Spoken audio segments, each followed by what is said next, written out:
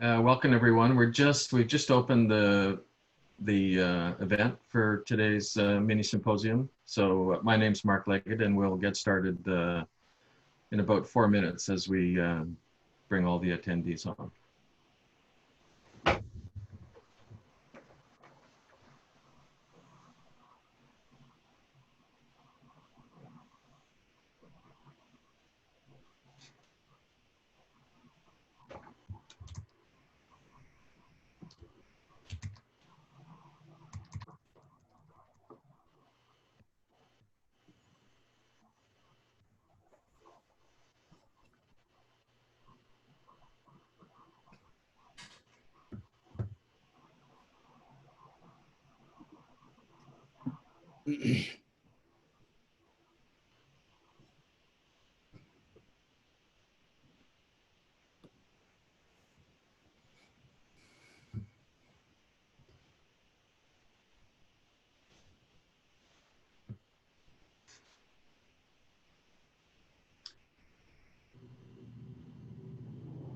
Welcome everyone. We're just waiting for additional attendees to sign on. This is the Trust Principles Mini Symposium, so we'll get started in just 2 or 3 minutes.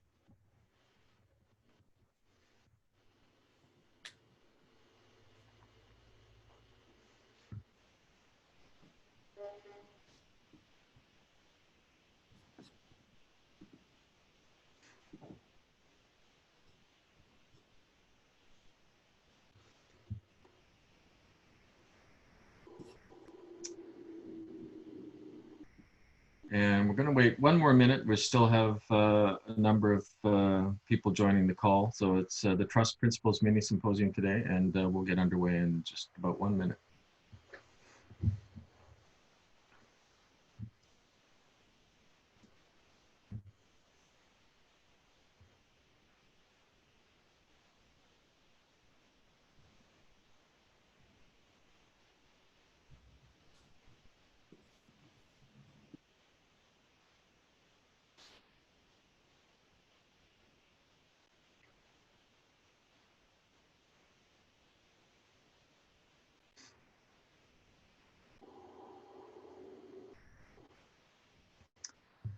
All right, well, I think we're probably good. We're still, we have a good attendance today, so we'll have people joining, I'm sure, over the next few minutes, but we'll go ahead and get started. My name is Mark Leggett. I'm the Executive Director for Research Data Canada, and we're one of the co-hosts today with our colleagues from RDA and the World Data System and the Trust authors co-hosting the Trust Principles Mini Symposium. So it's a 3-hour event, and just a few introductions first. So as I said, I'm the Executive Director for RDC, and I also manage Canary's Research Data Management Funding Program. And together with my colleague Ingrid Dillo, who's one of our speakers today, I'm a co-chair for RDA. And Robin Nicholson is RDC's intern, and she's done a lot of work getting ready for today's session. So I'd like to thank Robin. Robin's a recent grad of the Dalhousie School of Information Management. So thanks, Robin. And also I'd like to, while we're participating in a virtual symposium today, it is important for me to acknowledge that the land from which I am presenting, which is Prince Edward Island and the East Coast in Canada, is the traditional and unceded territory of the Abegwit Mi'kmaq First Nation. And I would also highlight the importance of all members of our research community in taking the time to understand and work under the guidance of the principles developed by our colleagues in the various Indigenous communities, including the International Care Principles and the First Nations OCAP principles, which were developed here in Canada. So I'd like to acknowledge our partnership with our Indigenous communities here in Canada. A couple of operational reminders, and Robin, you can go ahead to, yeah, we will encourage people to use the Q&A button. So there's a bit of information there if you're not sure where to get access to the Q&A button. It should be at the bottom of your Zoom webinar interface. We are recording the audio and slide deck animation for today's event, and it will be available within a day or two of the session. We're not, it's a fairly tight timeline, so we're encouraging people to use the Q&A because it will also help us follow through after the webinar with additional answers to questions that we may not be able to answer during today's 3-hour event. Next slide. So just a quick overview of the agenda. So we're going to have an introduction to the recently released trust principles, and then a number of conversations in various contexts. We will have a 10-minute bio break, an hour and a half into the event. And hopefully if things are on time, then we'll have a couple of use cases and our panel, followed by the final session where we'll do wrap up and hopefully get to the various Q&A items that come in. Next slide.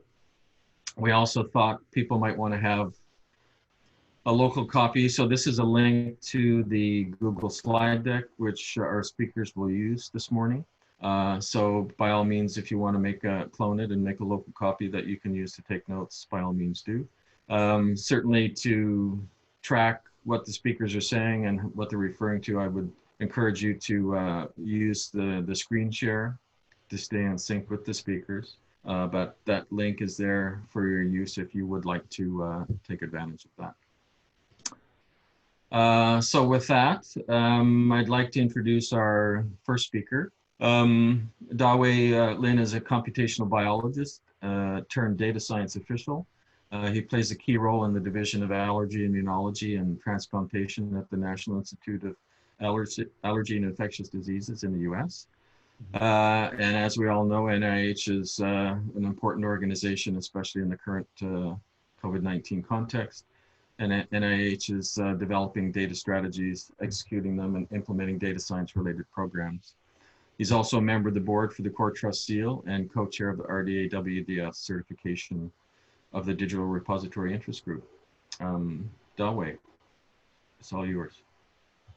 Thank you, Mark, for the kind introduction and also for your leadership to organize the first symposium dedicated to the trust principles for data repositories. And we call it trust for short sometimes.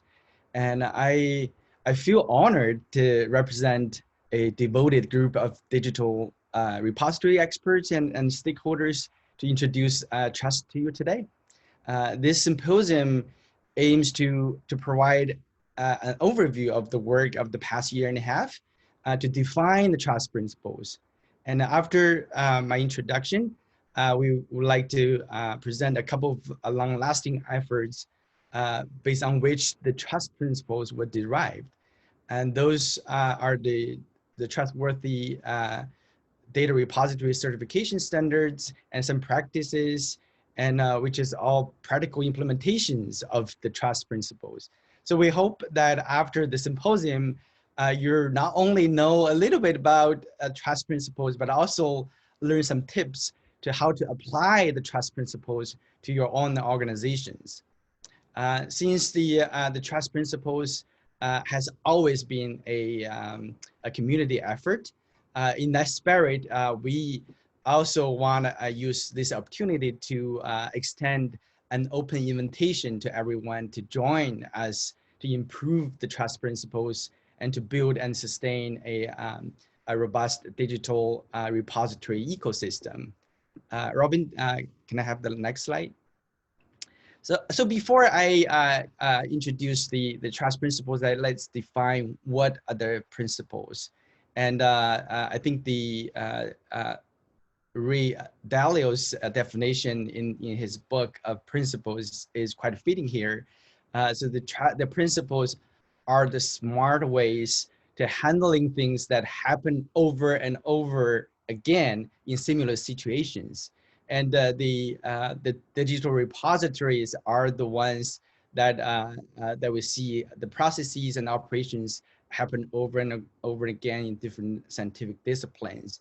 And so so then we need to find the smart way to do that. Next slide. So to find those ways, and the perfect approaches is based on the community.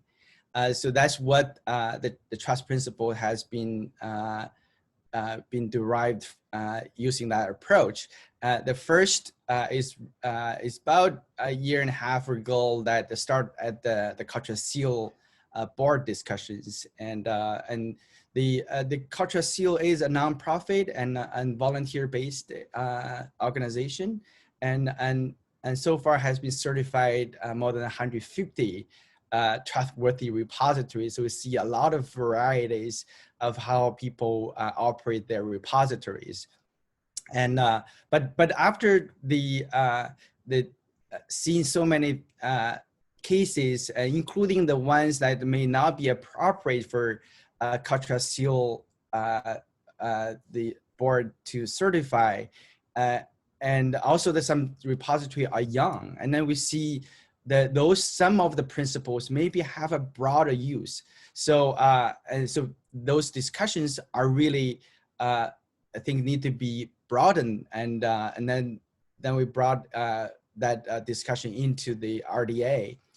So and with the colleagues at RDA that we released the white papers about trust principles, and then receive overwhelming response from the people who care about the data preservations and the repositories. We have 200 plus public comments, and which we eventually kind of converted to the papers. And then there's we invited everyone that have the significant comments to be part of the papers, but some could not join us.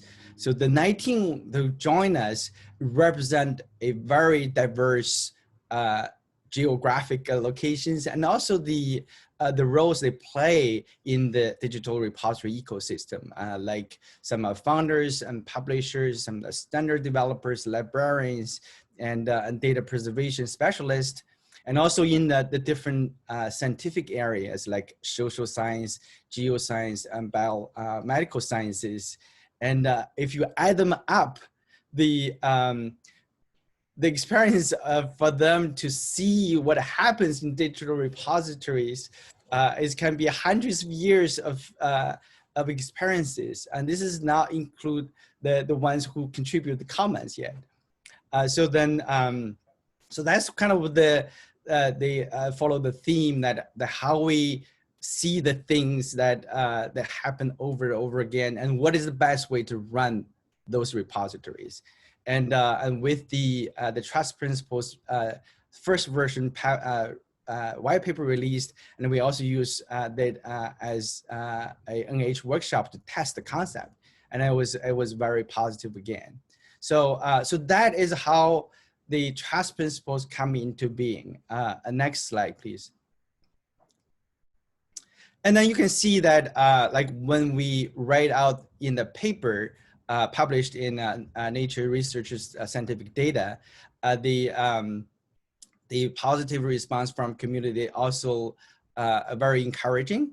And this is the screenshot from the Oddmetrics, the attention scores, and the trust principle paper now is ranked 44th of the over 1,000 papers from the scientific data, and we have hundreds of over 100 the tweeters across the globe, and so so there is a lot of attention is going on.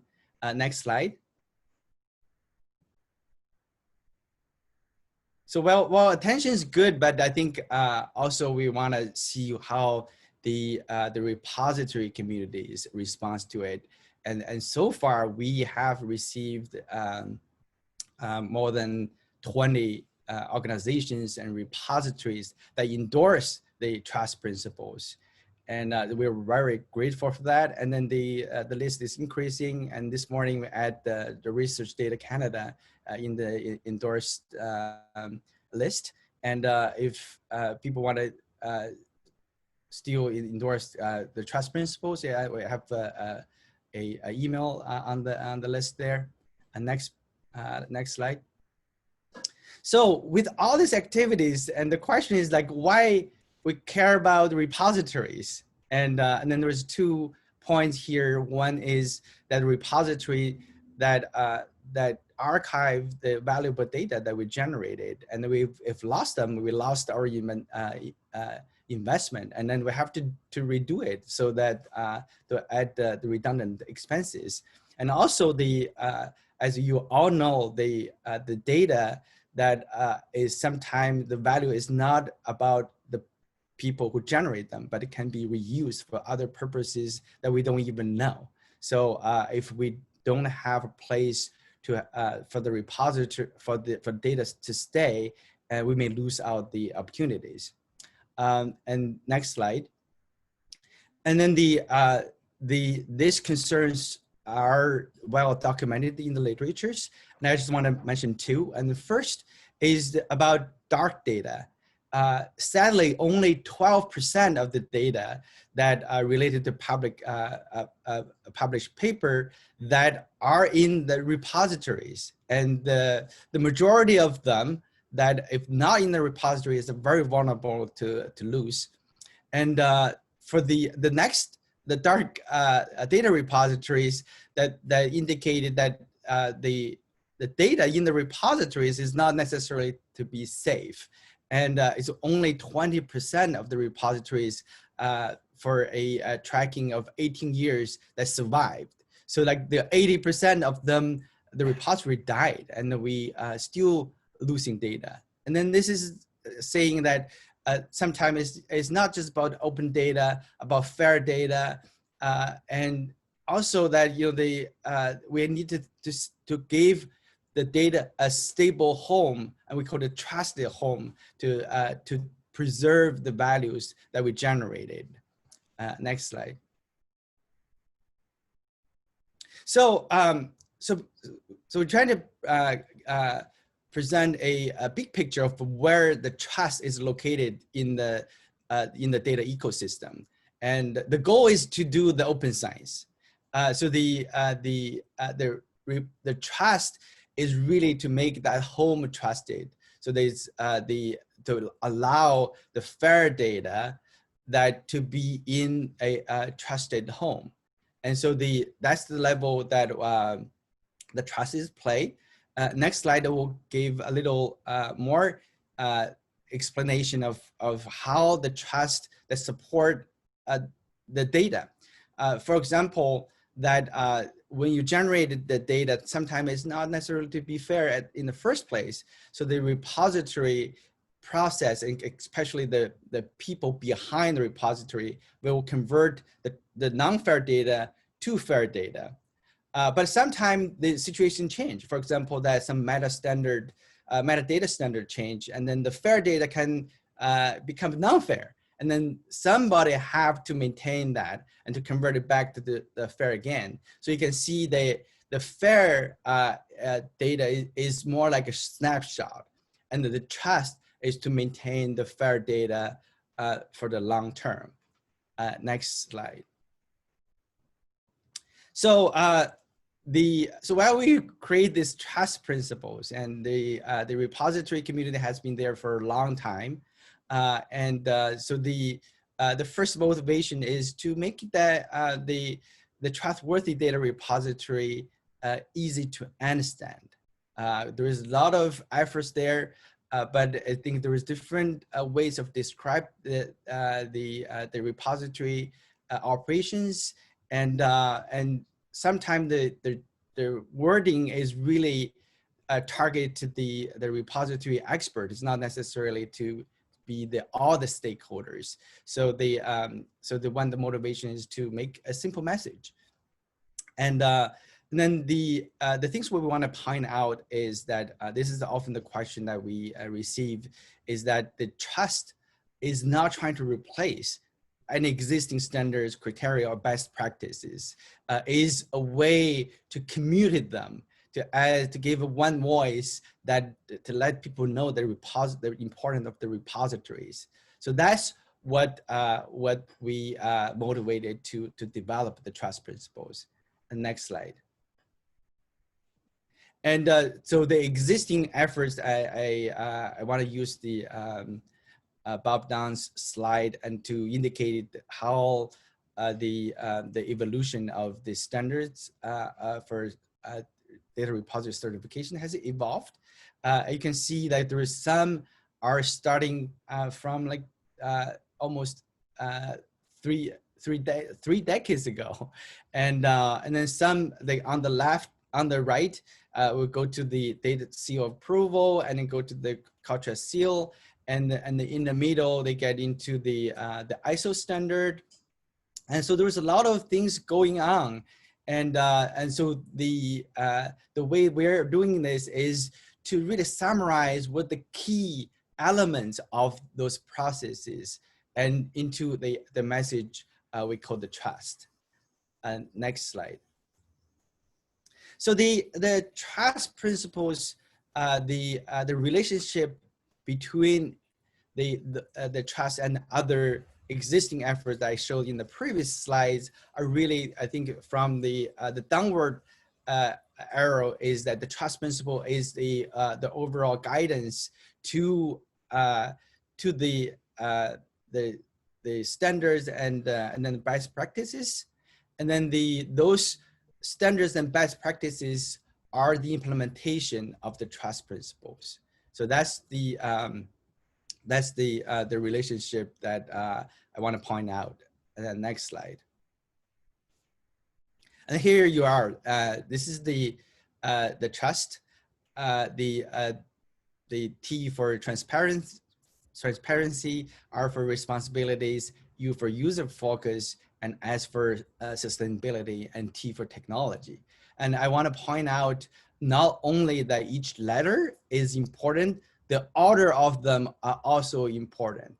That actually, can you go back one slide? Yeah.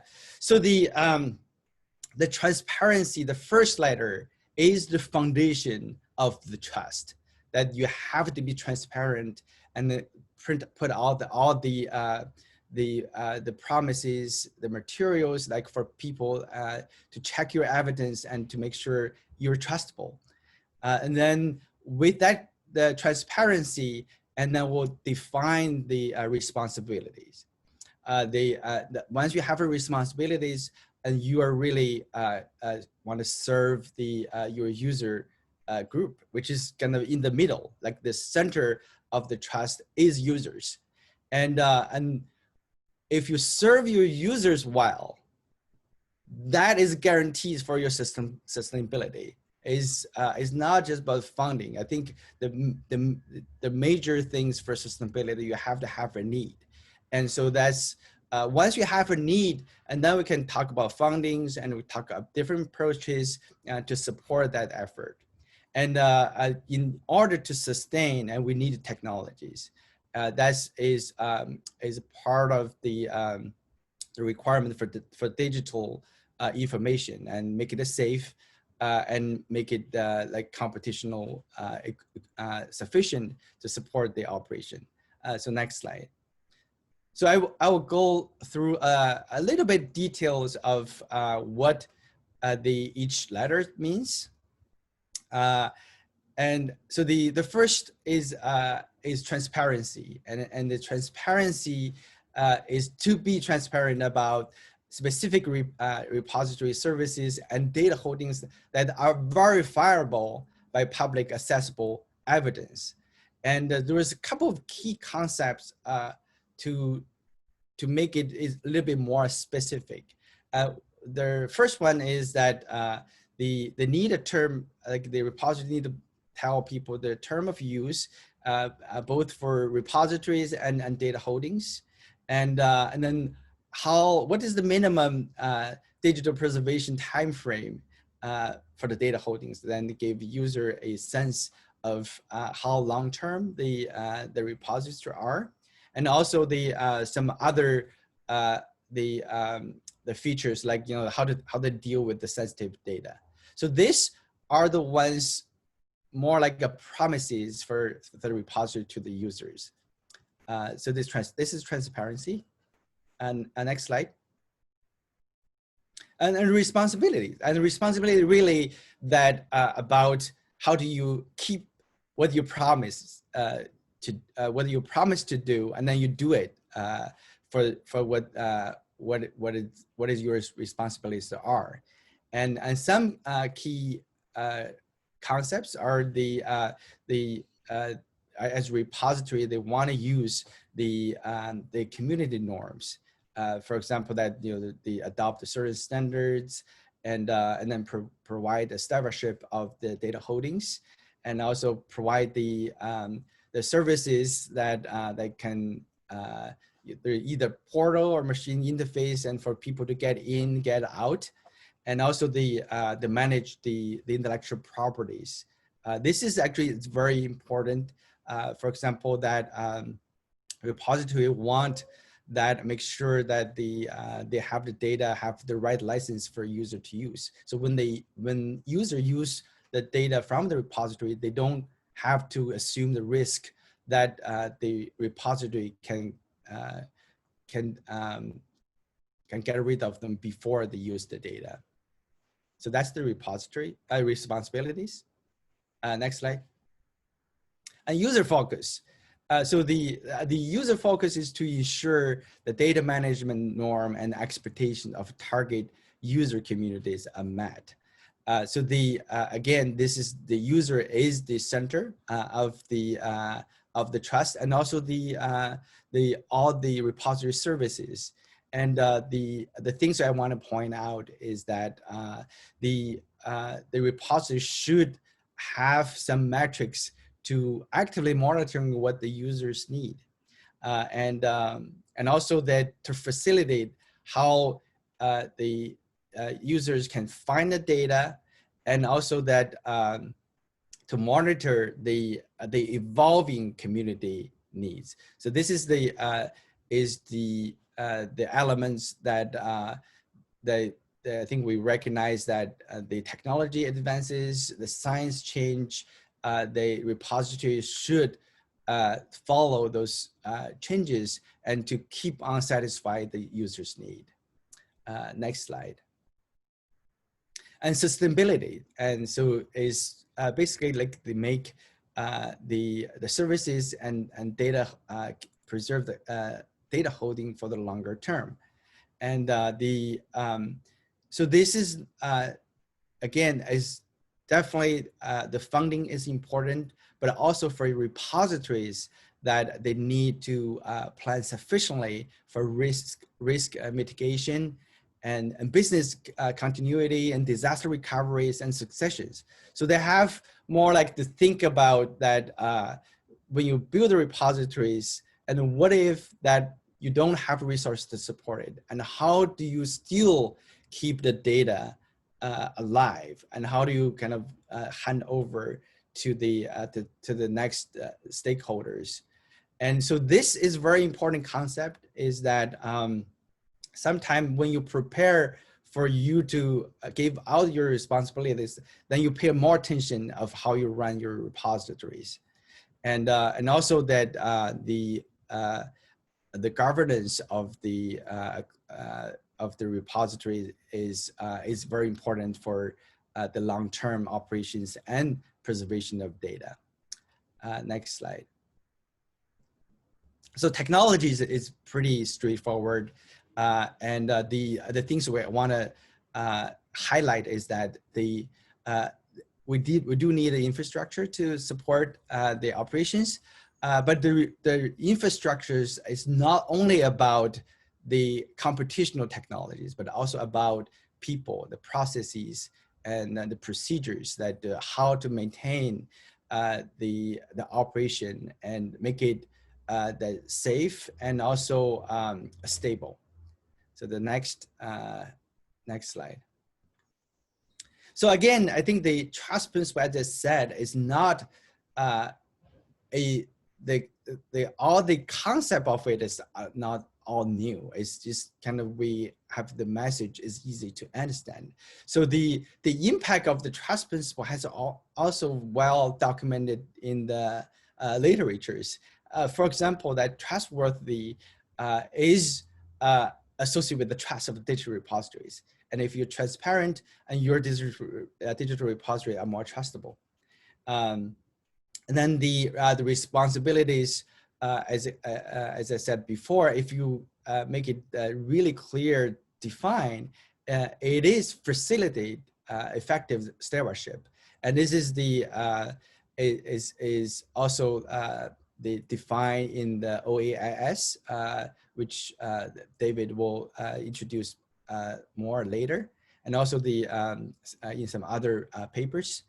And then also the like from the user's perspective, the trust data sometimes they associate with where the data come from.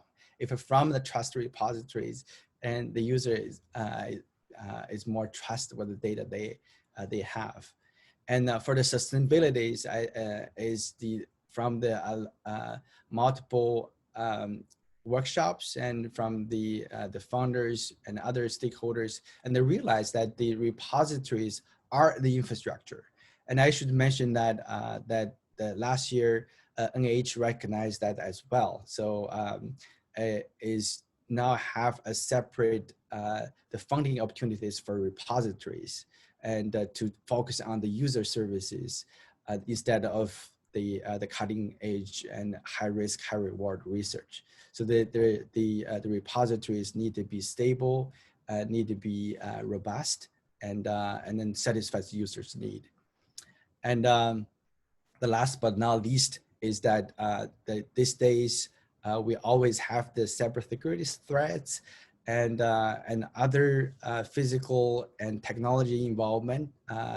So we need to be vigilant, and also to keep up with the technology supports for the repositories. And next slide.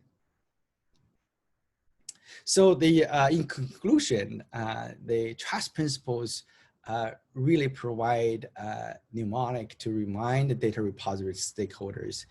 So these stakeholders, not just about the data preservation specialists, the data repositories experts, but also the founders and the public. All of them need to know the importance of the digital repositories. And then trust is really kind of capture, I think, that the heart and soul of what the data repository is for. And also I want to emphasize again, the trust principle that we published paper is not an end, is really a beginning. And we want invite everybody to join us to keep on improving those principles and guide the repository development. And the next slide. And so this is the roadmap that we envisioned a year and a half ago. As you see, like we use RDA as the platform, and every 6 months that we have a plenary discussions, and then keep on improving that. And so we reached the 4th milestone. Now we have a paper published, is really trying to reach out the audience beyond the RDA, is reach out to the large scientific community. And now we're in the stage to solicit endorsement and to get work with more people from more perspectives, and to keep on improving the trust principles, but more importantly, to apply the trust principles to the specific environment. So we like to see probably more publication will come out to see how you can use the trust principles in your own settings. Next slide. This is the a acknowledgement that the trust principles are really a work from multiple communities, from the Cultural Seal Board, and also the people who participate the plenary discussions. We have RDA and people who comment on the white papers, and also that the workshop participant at the NIH. I think that was also very enlightening, that to see people that to use a new concept to develop the strategies to improve the existing operations. I believe that's all I have. All right, that's great. Thank you very much, Dawe. It's nice to see a milestone reached in terms of the publication of the article, which, as you highlighted at the start of your remarks, is having a substantial impact already. So thanks for that introduction. Our next speaker is Dr. Karen Payne, who's the Associate Director for International Technology for the World Data System, based in Western Canada. So a Canadian colleague, but on the opposite side of the continent. And Karen is going to present on cautionary tales, the need for digital preservation best practices. Karen? Thanks, Mark. And as Mark said, I'm on the western side of Canada, so I'd like to start by acknowledging, with respect to the Weegan peoples on whose traditional territory the University of Victoria stands, and the Songhees, Esquimalt, and Wasnak peoples whose historical relationships with the land continue to this day. And I think that most people on this call are probably on board with the trust principles, but what I wanted to do was share a couple of stories about what can happen when a non-trustworthy repository enters into a crisis, and particularly the global COVID crisis. So some timely stories that I think can be helpful if you're ever in the position of needing to make the case to an administrator or some lay people who aren't convinced that this is worth your time. And I think some of these sort of anecdotal stories can help make that case. So next slide. I think we'll start with the Spanish Prime Minister, Pedro Sanchez, who in late April of 2020 wanted to talk to his constituency about how well his administration was handling the COVID response. And in particular, he wanted to talk about his testing rate, that they had a very high testing rate. So he had a press conference, and he said that Spain was one of the countries with the highest number of tests carried out. In fact, he said that they were 5th in the world globally. And in order to support this claim, he cited 2 different data sources. In the first case, he cited the Organization for Economic Cooperation and Development, the OECD, who had published some analyses that did indeed say that Spain was 5th in the rankings globally. Unfortunately, the OECD had actually made a mistake, and they retracted that analysis, but the retraction didn't go public until about 2 hours before the press conference. So it's entirely understandable that the Prime Minister's staff didn't get word of that in time. But they've since published that retraction, and it's no longer cited. The second piece of data that the Prime Minister cited was from Johns Hopkins University. And so those of you who have been working with COVID at all know that Johns Hopkins put together a really great looking dashboard, really well organized set of data sets. And the Prime Minister said that the Johns Hopkins University had ranked them high globally. The problem with this is that Johns Hopkins University has never published international testing rates. And so the issue seems to be, so Johns Hopkins came forward and said, we don't have that data, we don't know what you're referring to.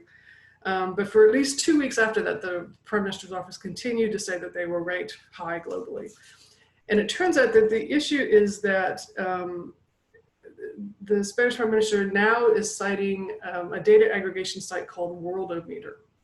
And it seems to have been a part of a bit of transference of trust or trust washing. So the Johns Hopkins University dashboard has used in the past data from this data aggregator called Worldometer. Therefore, the Prime Minister's office said that any data from Worldometer is trustworthy. And it's sort of this trust washing activity with transference of trust. John Hopkins uses data from Worldometer, therefore any data from Worldometer is trustworthy. Next slide. The Worldometer site, this is the Worldometer site. It doesn't have a traditional origin story for scientific data. It was created in 2004 by a Russian immigrant to the United States who couldn't afford the hosting fees, and so he sold it on eBay in 2005 to a company called Datex. And Datex lists itself as an advertising company. So they're best known for having these counters, and they license their counters mostly for population data. But also at the start of the COVID crisis, they started publishing COVID stats as well. So their revenue model, their sustainability model is about driving eyes to their site for advertising money. And so they're really more concerned with search engines, perhaps, and not necessarily scientists. So after this controversy came up, different groups started looking at Worldometer. In particular, both epidemiologists, but also Wikipedia editors had started looking at some of the practices of the Worldometer site. And in the first case, the owners refused to have any interviews about the site, so they weren't being transparent. Some of the data on the site didn't match the source, so there was some lineage issues there. But I think probably most telling is that the site appears to have a policy of always accepting the highest number from any source. They wanted the most dramatic numbers or the highest numbers, but there's no mechanism for people to issue corrections or to issue a lower number to the site. So it's sort of sensationally driven. And in that sense, it's not at all user-oriented. So again, this dangerous mashup of real reliable sources and bad sources is a very old propaganda tool where you create a story with a grain of truth and then you cover it in nonsense, and then it pollutes the public discourse. And in Spain, this controversy led to a lot of really heated and unnecessary arguments about free speech in general. So completely polluting the public discourse. Next slide. The second tale I want to talk about comes from two articles that were published separately in May 2020, one from the Lancet and one from the New England Journal of Medicine. Both of these publications have been independently retracted at the request of the authors, because the authors in all cases say that they can no longer vouch for the veracity of the primary data sources. So in the first case, the Lancet study was looking at hydroxychloroquine, which was a drug that was touted by the White House. And their study indicated that it could be quite deadly, that drug could be very deadly. That study had data from 671 hospitals in over 6 continents. And after the study was released, and again, it caused quite a controversy, some outside reviewers started looking at the paper, and there was a lot of red flags that were raised. There was an astonishing number of patients who were involved in the study, and incredible detail about the demographics and the prescribed dosing. It all seemed just implausible. And in the second case, in the New England Journal of Medicine, they were looking at the correlation between certain blood pressure medications and death, and they said that there was no correlation. But again, the authors asked to retract that study. And in both cases, the data came from a company called Surgisphere, which is an Illinois-based company that was established in 2008 by a vascular surgeon. And in this case, the authors had outsourced the responsibility for data collection and data management to Surgisphere. They weren't involved in the data process at all. And so at one level, while you could say that the authors were perhaps engaged in a process of reusability, trying to reuse data, but it also highlights the dangers of data brokers who promote speed and access to data without a good hard look at those data brokers. There were some immediate impacts of this in terms of the Lancet study. There were some global trials, clinical trials about hydroxychloroquine that were ongoing that have since been stopped, and some of which were never restarted. Next slide. Surgisphere touts itself as a real-time global healthcare collaborative and a public service organization dedicated to making the world a better place, failing to identify themselves as a company that brokers data and analytics, and actually creating one of what I consider the world's worst dashboard. This is their dashboard that says they have saved your life. They also graciously accept work for free, telling healthcare providers that they have multiple ways to engage, including a zero-cost option to enroll and contribute data. At one point, the site had the logos from large healthcare networks in New York and New Jersey and Illinois, listing them as partners. And then when contacted about this, none of those healthcare networks had any record of having worked with the company, and they were forced to remove those logos from the website. So I think the most important, in terms of the trust principles, the most important activity that Surgisphere refused to engage in is an independent audit of the data once these questions came up. They wouldn't make the data available at the request of the authors to journals or third-party auditors. So they're not being transparent. And I agree with Dalway there that the order is important, transparency being the most important principle probably to meet first. Unfortunately, I think that retraction's not the end of the story. And I think this has to do with how journals choose to engage in retraction processes. There may be a disclaimer at the top of the article, or there may be a watermark or something, but the article is still available. And even after an article is retracted, the article itself is still available. And there's a nonprofit company called Retraction Watch that creates a database and publishes case studies of what happens with retracted papers. And in some cases, retracted papers up to 5 years beyond the date of retraction can still be cited as viable literature, not citing the retraction at all, but still citing the viable literature, and by extension, making the data still part of the public discourse on that as well. So that's really unfortunate. Next slide.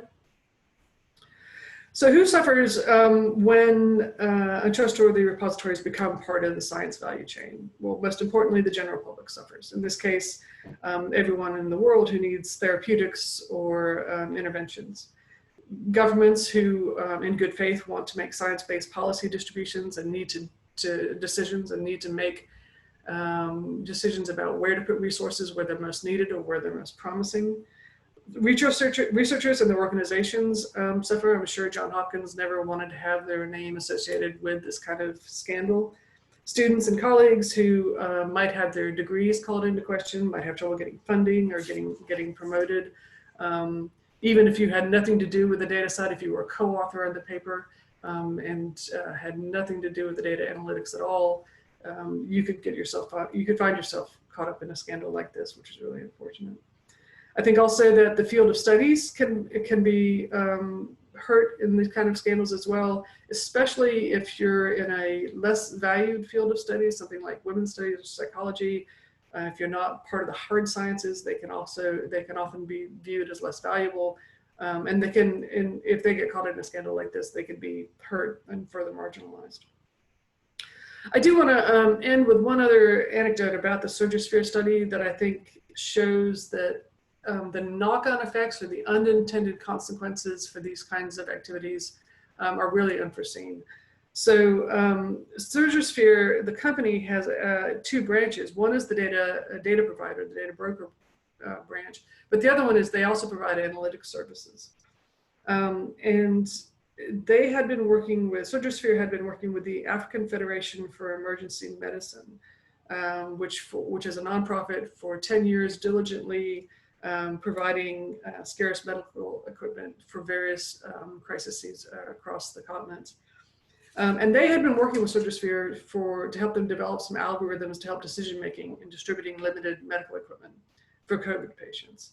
And the data scandal forced the nonprofit, the African Federation, to recommend clinicians stop using the tool. And it's not clear if the analytics on that tool were sound or not, but the reputation was lost and it had to be redacted. So unfortunately, the tool was already part of the official guidelines for both the government of Tanzania and Sudan. And so they were left in a really awkward position of either having to leave a hole in their processes for distributing medical equipment by removing those analytics or leaving those analytics in place and having people question whether or not they were viable at all. So I think that as data managers, we have you know, a very sincere, very sacred duty to make sure that we create scientific processes and resources for the public good. And I think that the trust principles are an excellent way to help ensure that what we do serves the public interest. And with that, I'll turn it back to Mark. That's great. Thanks, Karen. It's always important to be reminded of what we mean in terms of trust, and especially at a time like this with the current COVID-19 circumstances. So thanks for those remarks. I'm now my pleasure to introduce Dr. Ingrid Dillo, who's Deputy Director at DANS, the Data Archiving and Networking Service in the Netherlands. Ingrid, as I mentioned earlier, is a co-chair with me of the Research Data Alliance Council. She's also a member of the board of the Core Trust Seal and vice chair of the Scientific Committee of the ISC World Data System. And Ingrid is a project coordinator of the European project FAIR's Fair. Ingrid, over to you.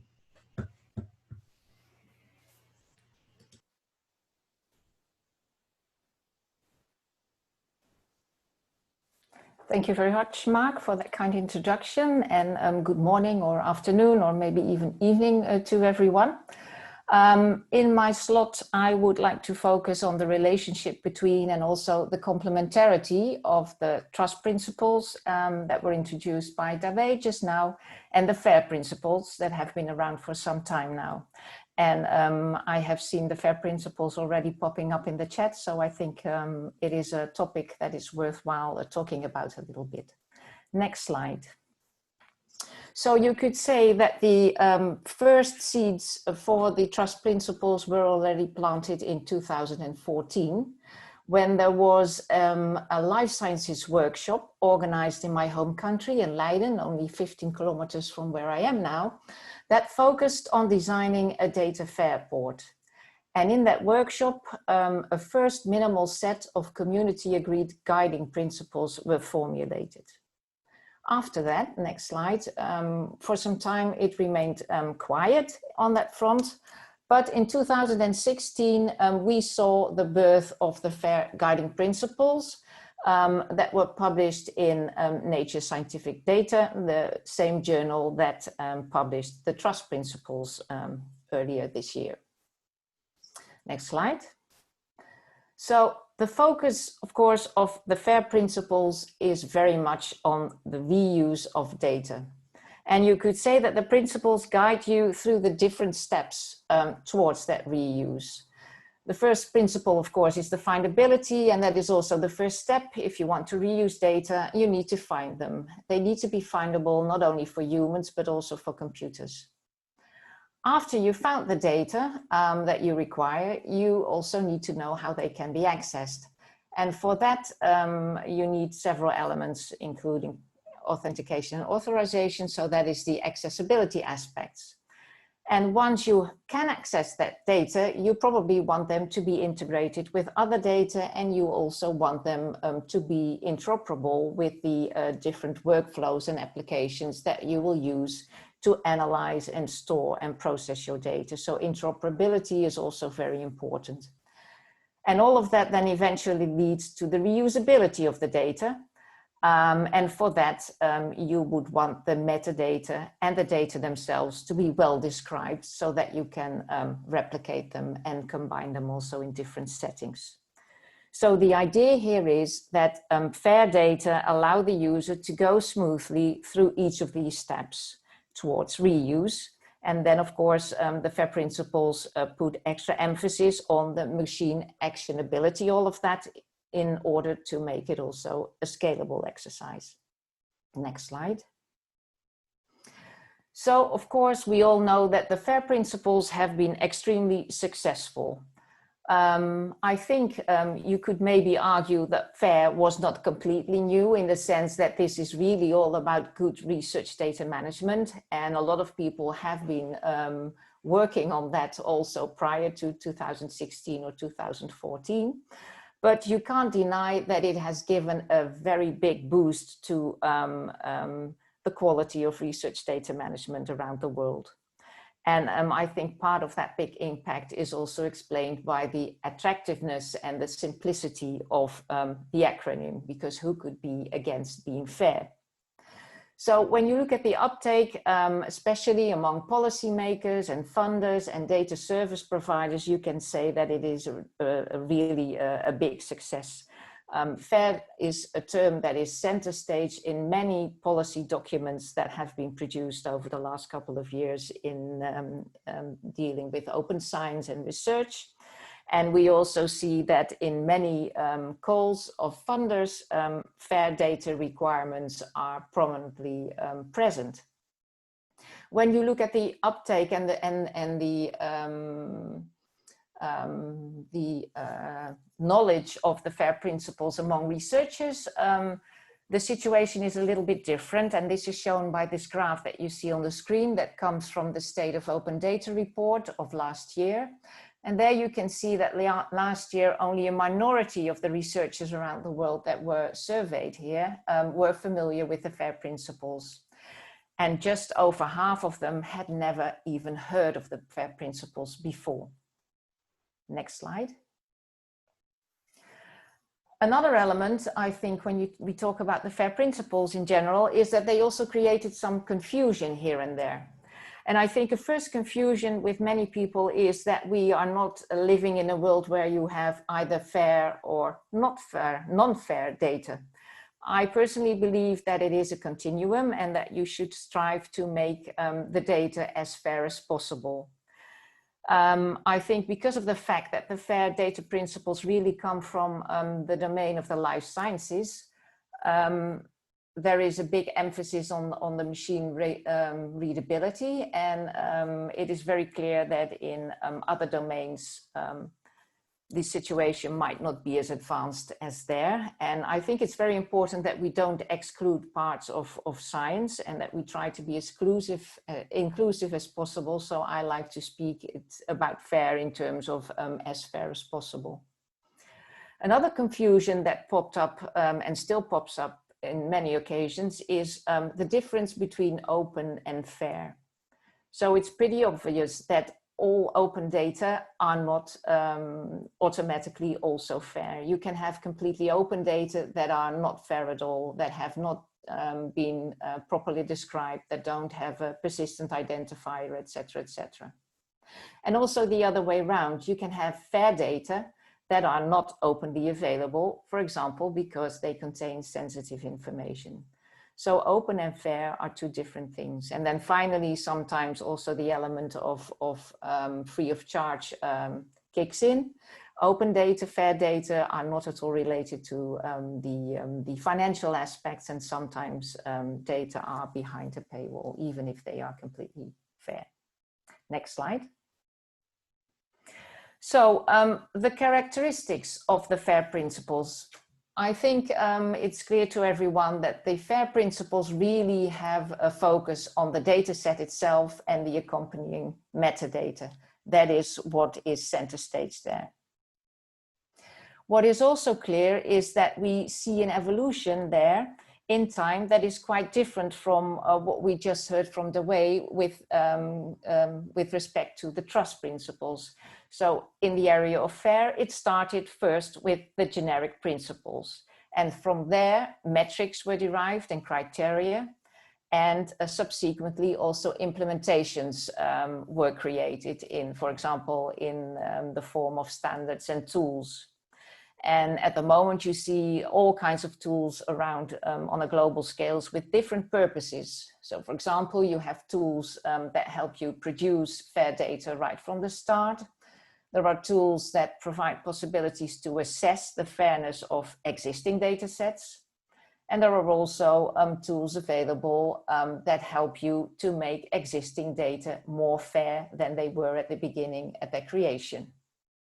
And then finally, you also see that the concept of fair is expanding beyond the data. And now we are also talking about making tools and services themselves fair. So you see a whole fair ecosystem blossoming from the FAIR principles that were originally focused on data and metadata. And then finally, it is also clear that the FAIR principles and FAIR provides a kind of snapshot of a digital object, pretty much in isolation of its context. Next slide. So then the question is, can we really produce fair data, or is it a fairy tale? And I very much like this quote that comes from a colleague of ours, Mari Kleemola from the Finnish Data Archive. And she once said that research data will not become nor stay fair by magic. We need skilled people, transparent processes, and interoperable technologies and collaboration to build, operate, and maintain research data infrastructures. It is clear that in order to make fair data a reality, we need also to look beyond the data set itself. Next slide. So here you see the metrics that were later on attached to the first principle of FAIR, the findable principle. And if you look at the left-hand side, you see the first three metrics, where you could really say that these are closely linked to the data set itself. The first one saying that the data metadata should have assigned a globally and unique and persistent identifier. The second one, that the data are described with rich metadata. And the third one, that those metadata should clearly and explicitly include the identifier of the data it describes. So this is all really concentrated on the data and metadata themselves. But the fourth metric, undefinable, talks about the fact that metadata and the data should be registered or indexed in a searchable resource. And there, of course, you need an environment to supply that. So there, a data repository comes around the corner. And with this environment come technology, procedures, expertise, and people. But also for the first three metrics under the findable principle, usually the repository plays a role because it provides the DOIs for deposited data sets, or for example, it requires certain metadata schema. So there you can see that the repository really has an influence overall. Next slide, please. Here you see the result of work that is done within the context of the European project FAIR's FAIR. You see a mapping of the requirements from the Core Trust Seal certification standard for trustworthy digital repositories, and the metrics under the FAIR principles. And if you look closely at this, you will see that the majority of the requirements from Core Trust Seal directly or indirectly refer to the fairness of the repository holdings of the data in a repository. So for example, if you look at the last principle, the principle of the reusability, you can see that under FAIR there are 4 metrics, and those 4 metrics can be easily mapped on 4 requirements from the Core Trust Seal certification standard. So there really is a close relationship between the two. And those requirements for the repository really influence the fairness of the data that that repository holds. So that environment in which a data set lives can really help to raise the level of fairness of a data set. Next slide. So in that sense, trustworthy repositories add value. On the one hand, they enable a kind of baseline fairness for the data sets that those repository holds. But it's of course good to say here that of course the biggest part of that fairness is defined by the creator of that data set. So you will always have the situation in a trustworthy digital repository that some data sets are probably more fair than others, because they were deposited in a more fair state already. But it is fair to say that the repository that really takes trustworthiness seriously and abides by those requirements adds to the overall level of fairness of their holdings.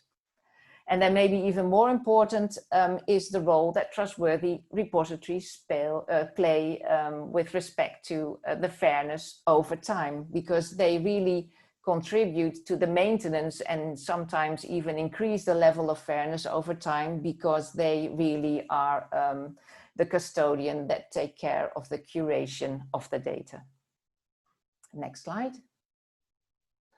So you could really say that the FAIR principles and the trust principles are complementary to one another. They are both very important. And in the ideal world, you would like to see fair data that live in trustworthy data repositories. So in that sense, the trust principles provide a basis for building this trustworthiness into repositories. And I think endorsing the trust principles could very well be seen as a kind of first step that could be taken by a repository, and also as a kind of acknowledgement of the importance that they adhere to their trustworthiness. And of course, the proof of the pudding would always be in the eating. So to really make that clear and also provide evidence to your designated community, a second step would that be a certification of your repository. And there I would like to end. Thank you for listening. That's great. Thank you very much, Ingrid. It's clearly, as you say, FAIR has been a very impactful set of principles on the ecosystem and research in general, and I anticipate that trust will have an equal impact.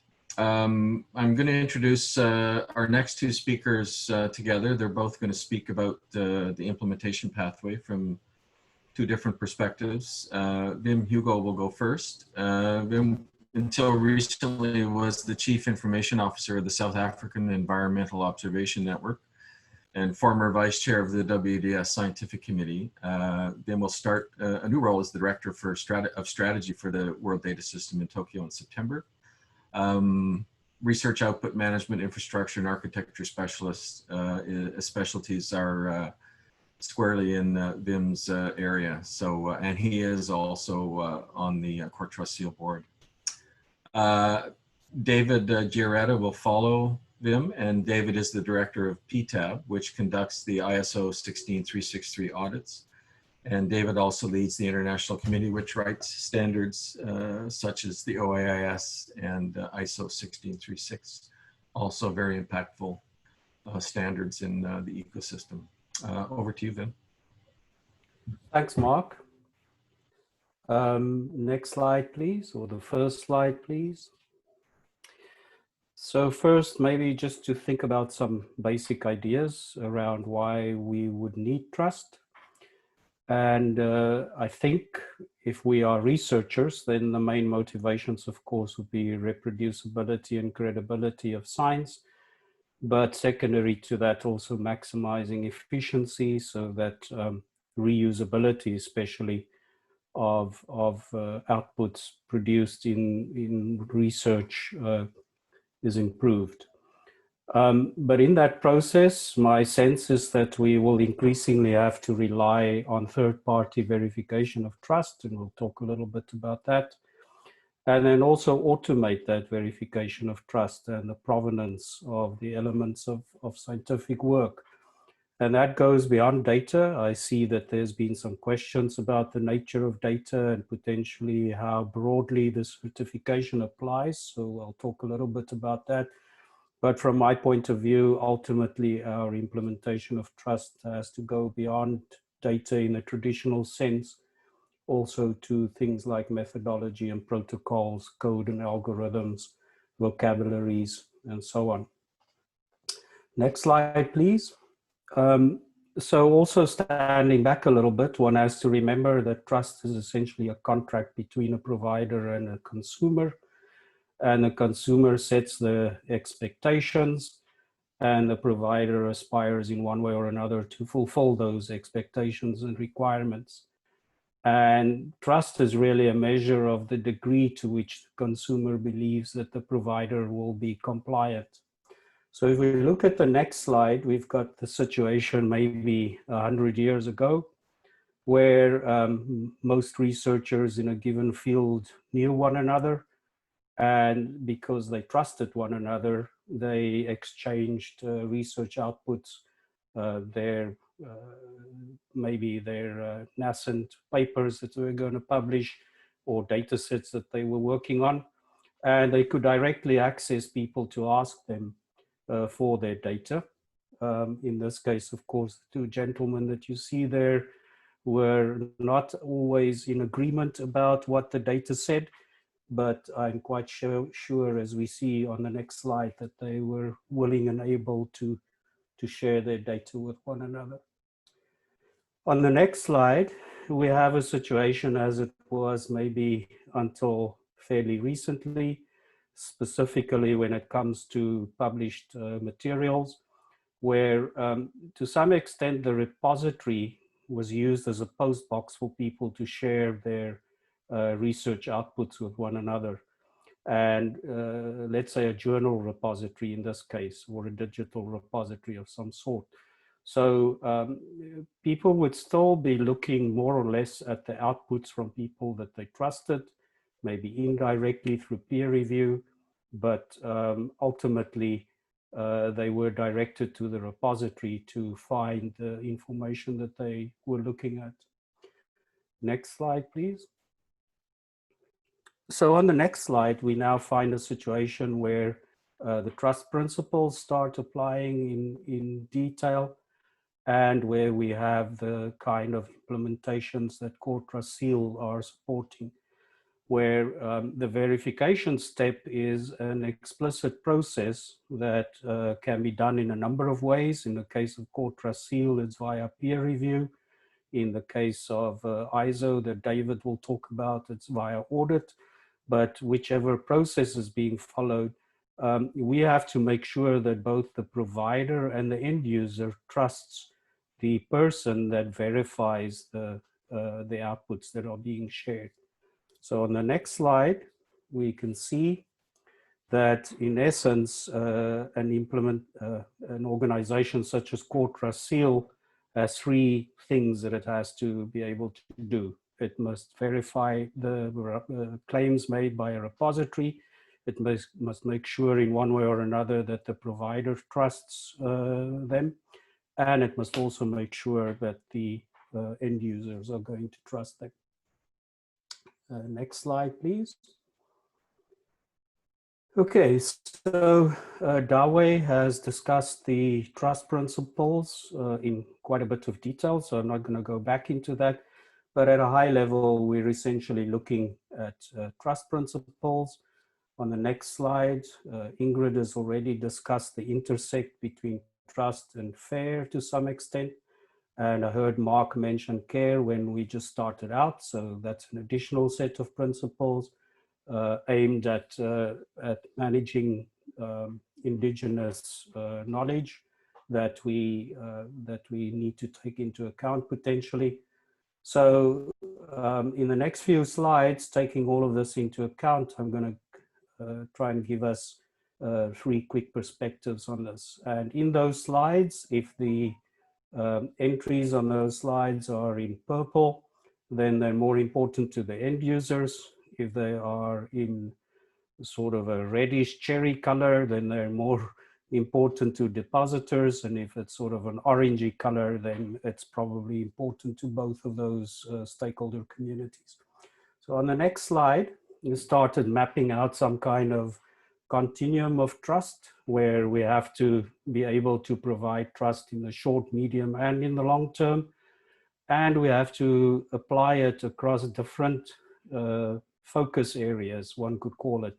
One is almost at a level of strategy and policy and the frameworks and the governance that are in place.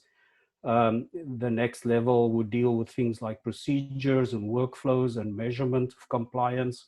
And then this is supported typically by systems and technology and implementations.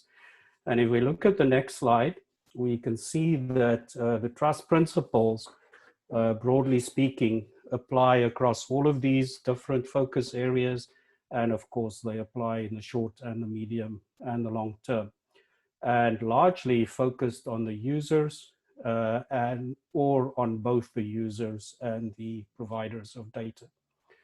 On the next slide, we now map where care and fair are being implicated. And as both Dawe and Ingrid have pointed out, these are almost snapshots in the short term of the state of the data sets mostly, and potentially in future services that we want to share from providers to the end users. But there's very little mention of the availability or continued availability of these services into the future. So from my perspective, trust plays a significant role in also addressing the longer term concerns that we might have. On the next slide, we've mapped the core trust seal criteria on the same backdrop, where we can see that, again, there's a good mixture of criteria that are aimed at both the end users and the providers, but more at the level of governance, strategies and policies. But then the majority of the criteria apply essentially at the level of guaranteeing access and making sure that all of the procedures and workflows and measurements that are needed to guarantee trustworthiness are in place, and that they will remain in place over the longer term. And then, of course, our technology concerns apply across the board from the short to the long term. On the next slide, there's a second perspective. I have to say that I must potentially look again at Ingrid's mapping between fair and trust, because I was a little less forgiving in terms of how many of these principles actually map to fair. But I think I've essentially excluded ones that look at governance and longer term sustainability. But be that as it may, it's of course possible to go and map trust principles that Dawe has discussed to the individual criteria supported by core trust seal. And worth noting that many of them have to do with the availability, or the way in which many of these are verified from a core trust seal perspective is the availability of publicly verifiable evidence that the repositories are actually doing what they claim that they are doing. So on the next slide, there's also, as I said, some mappings to FAIR and technology, but the vast majority of these, if one has to characterize them, deal with the verifiability of the claims that are made.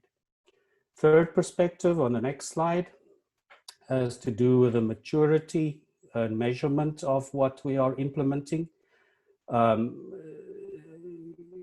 Using maturity models to do this, I think, is gaining traction again recently. There's quite a considerable amount of work being done in RDA on this topic, but in broad terms, one could define maturity of the processes and approaches in any context really as either being ad hoc, or then once people have started understanding that they need to do this predictably and repeatably, they start defining it, they start standardizing it perhaps to what the community or a standards organization expects.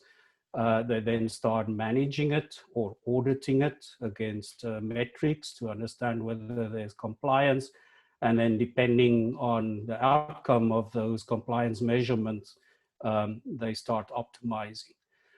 Now, if we look at this, then again, from the perspective of core trust seal, this applies to the 3 levels of detail that we work in, starting at a level of governance and strategy and policy and frameworks, and working our way down through procedures and workflow to systems and technology and implementation. And if we then look at the next slide, I think it's time for us to start thinking about how we are mapping the different aspects of trust and care and FAIR to a much more detailed maturity model, and also mapping implementations of trust, of which ISO, CTS, and Nestor are examples, onto such a detailed maturity model. And on the next slide, we can see the reasons why we might want to do this. We need more objective measurements of performance, maybe that's comparable between the different approaches. CTS already assists repositories quite strongly with understanding a set of internal objectives and self-assessment so that they can set future goals for continuous process improvement. We can, of course, use this for accreditation and external audit mechanisms quite usefully. But for me, the biggest advantage would be to get to some form of unification of our standards, which one could say is embodied in things like Core Trust Seal or ISO or Nestor, and the principles which come from trust, care, and FAIR. So on the next slide, I've started thinking then about where we are in this process. I think principles such as FAIR and trust and care are really aspirational. There are frameworks for implementing those. The OAIS reference model being certainly applicable in the field of trusted repositories with certain implementations. And in the case of FAIR, potentially not really a very wide-ranging framework yet, but as Ingrid has pointed out, many, many implementations that assist with making FAIR a reality. And as far as I can find out, not too much being done in any of frameworks or implementations in respect of care. So on the final slide, and that's the last one, I'm sort of trying to pull all of this together to say that if we can find some buy-in to develop an architecture for trust, FAIR, and care that's integrated, measurable, and covers our shared scientific endeavor, then we are making good progress, and especially so if it can be automated, because as I said at the start, I think we are going to see widespread automation of many of these processes. And then, as I pointed out, not focusing on data only, but on as many of the other outputs that we get from our research efforts as possible. Thank you. Thanks, Wim. And over to you now, David. Thank you. So I'm going to talk about what's called an implementation pathway. These are the ISO standards that I've been involved with. Can I advance the slides? No.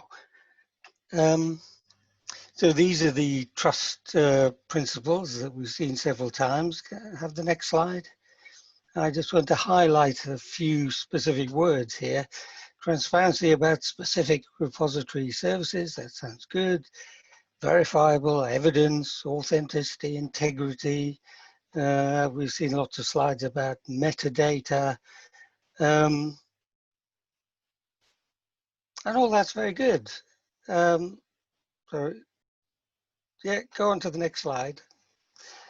But what became quite well known, maybe many people here in this talk are too young to remember this, but Ronald Reagan, when he was talking about nuclear disarmament, he kept using the phrase trust but verify, which came from a Russian proverb. But I think all countries have something similar.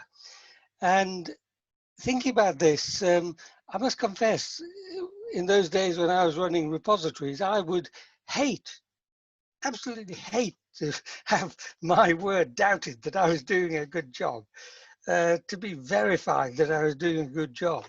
And of course, that's quite natural. I mean, why can't people just take my word for it? I can tick all these things in trust and care and so forth. Great. But something that in one of the papers on psychology talks about is, I mean, obviously people feel a sort of visceral dislike of being untrusted or thought to be untrusted. Why do you need to verify?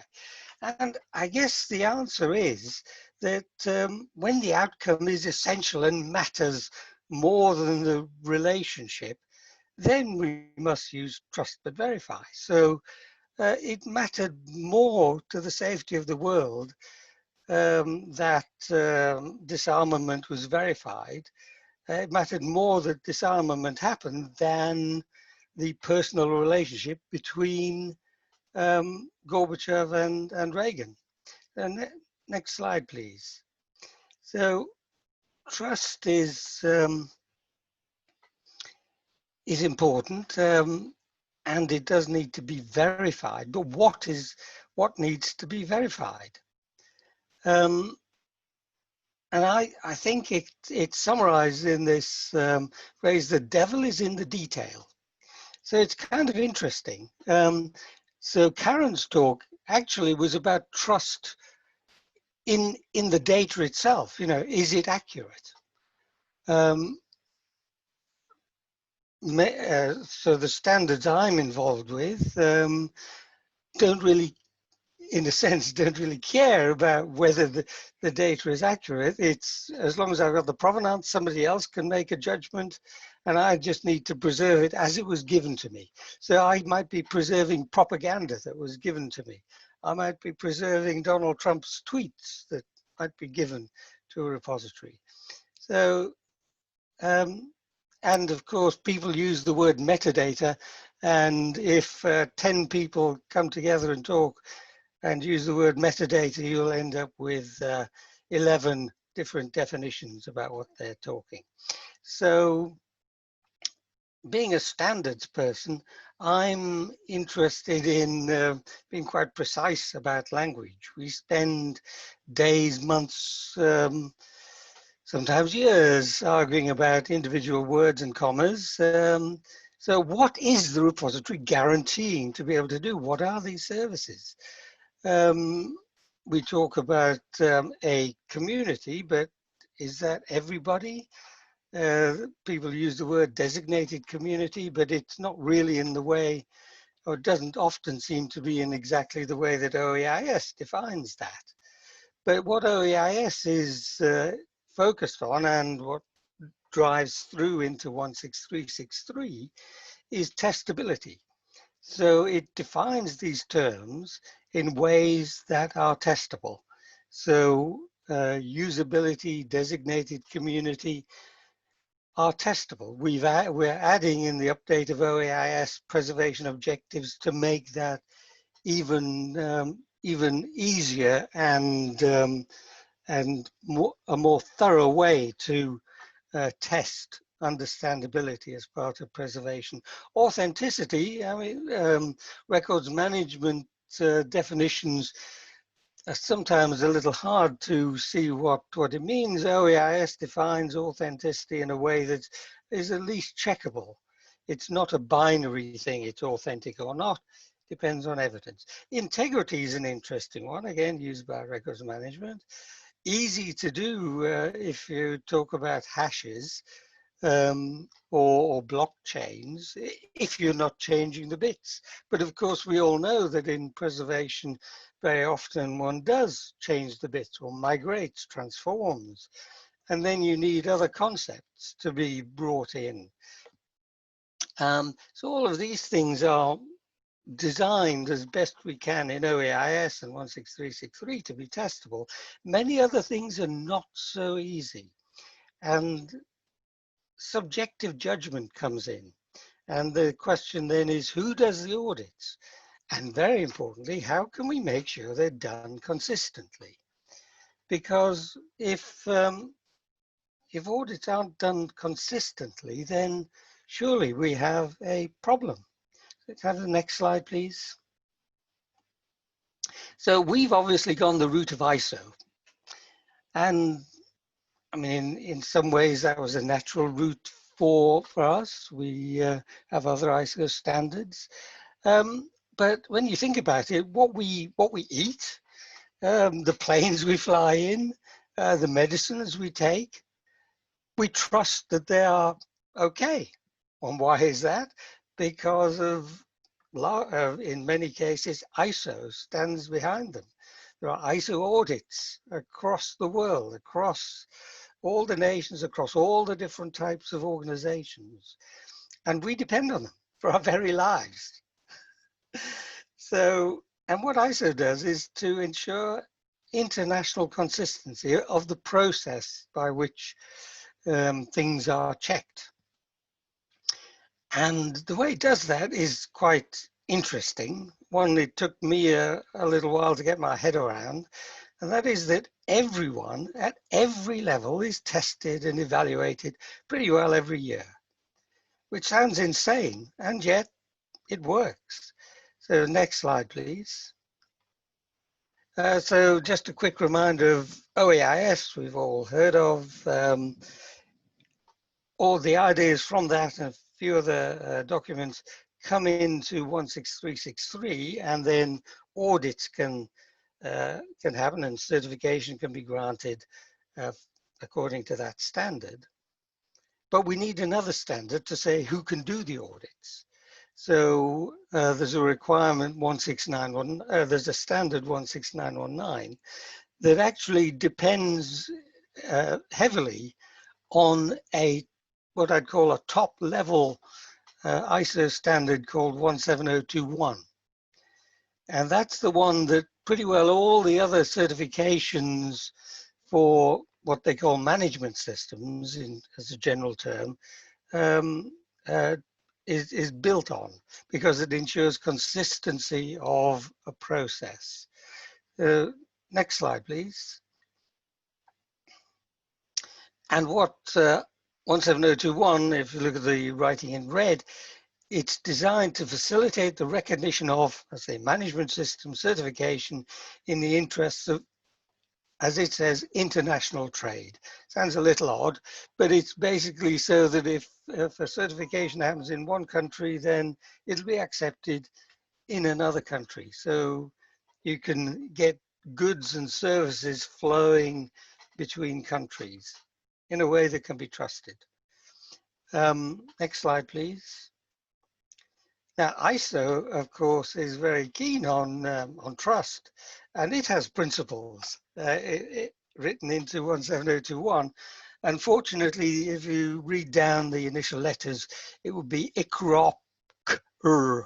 It's not such a nice acronym as trust, but these are the things which a lot of people have thought about over many years as needing to be taken into consideration when inspiring confidence in general in your process, in your management system.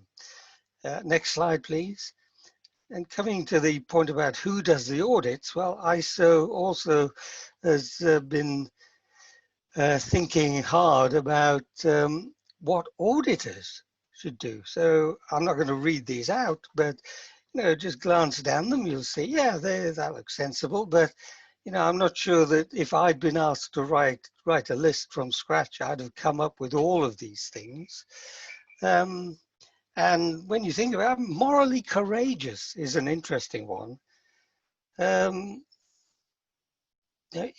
Taking actions and making judgments, even if they're not popular. So move on to the next slide, please. So there are lots of standards out there. Some of them, like 16363, have its associated standard on requirements on the auditors. The same with 27000, that's the information security standard, that has an associated standard. OEIS does not, because we realized we could not, OEIS was not written in a way that could be easily audited. You can define compliance, but it's not written in a way that's easy for auditors. And of course, the records management one of 15489, again, there's no accompanying standard. So next slide, please. Now, when we wrote 16363, we were very much aware of the need for other people, not just us, the authors of the standard, but other people to be able to do self-audit, and indeed other auditors to exercise their judgment. So the way we tackled that was to write 16363 as a hierarchy of what we call metrics, requirements. And we wrote it in a hierarchy to make sure that the auditors looked at specific details. And in some areas we needed to be very specific. Because just as metadata or trust can mean many things, so can any of the words that we write down. So we do our best to make sure that things are looked at in a consistent way and judgments are made in a consistent way. We also supplied a lot of extra information, examples, discussions to help people understand. So just look at this breakdown of numbers of metrics for each of the things. So basically we start with one metric, which is make sure the repository does a good job. We break that down into the three areas of organizational infrastructure, digital object management, and then infrastructure and security. So there's one each there. And then we break each of those down into more detail. And then we go to the submetrics where we get to some real detail. But many of those we then break down even further. And in particular, the object management, it almost doubles. And in the infrastructure and security management, it triples the number of submetrics. So, and the reason again for doing it, for writing it in this way, is that the devil is in the detail. We need to make sure, for consistency's sake, and to make sure all the right things are looked at, we need that level of detail. So next slide, please. Here's just one example. If you look at 1.1.2, the repository shall have a strategic plan. But we need to point out some things. I mean, there is a discussion about that high level one. So it needs succession plans. It needs contingency plans. It also needs to be able to know when to put that into action. And we've broken these down, and that's all part of the preservation strategic plan, but we need to point things out to make sure that all of these details are taken care of and looked at, and some judgment is made. So next slide, please. Now, question is, how do we know who can do these audits? Who is allowed to do an ISO audit? Well, within the ISO system, a repository, let's say the US Government Publications Office, is judged according to the metrics in 16363. PTAB, we are judged according to 16919 and 17021. 16919 gives the competencies that an auditor must have that really are specific to digital preservation. 17021 is more the overall process of how an audit is carried out. And who accredits us? Well, it's national accreditation bodies. Every country just about has one, and they appoint assessors who really are experts in 17021 and know a little bit about the specific standard. And how do you ensure consistency? Well, each of the national accreditation bodies works with other national accreditation bodies. There are regional groups where things are intercompared, and there's at the very top level the International Accreditation Federation that does various things to ensure that there is consistency in the ISO system across countries. And so this is what I meant by every organization at every level is evaluated every year to ensure international consistency. And this is, it takes a lot of organizing, but when you think about it, it's not that difficult to just stick to and carry out that those evaluations. So next slide, please. This is our PTAB process. This is based heavily on 17021. And I'd like to just point out that there are several stages to this. And stage one is one where documents are examined. It's, you know, there's very much you'd expect a self-audit before that, but the auditors look at these documents and make judgments and identify what are called areas of concern. And then the repository has a great deal of time, in fact, it's not really defined what the endpoint is, to address those areas, because the idea is not to just walk in off the street and do an audit. The idea is to help the repository to improve. But so once things have been put in place by the repository and the repository says, right, we're ready, then stage two happens and the auditors do come along in what one normally thinks of an audit.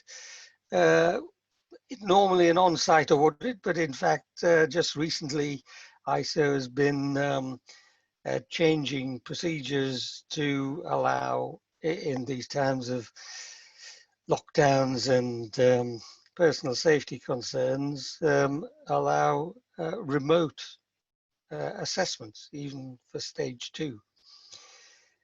So next slide, please.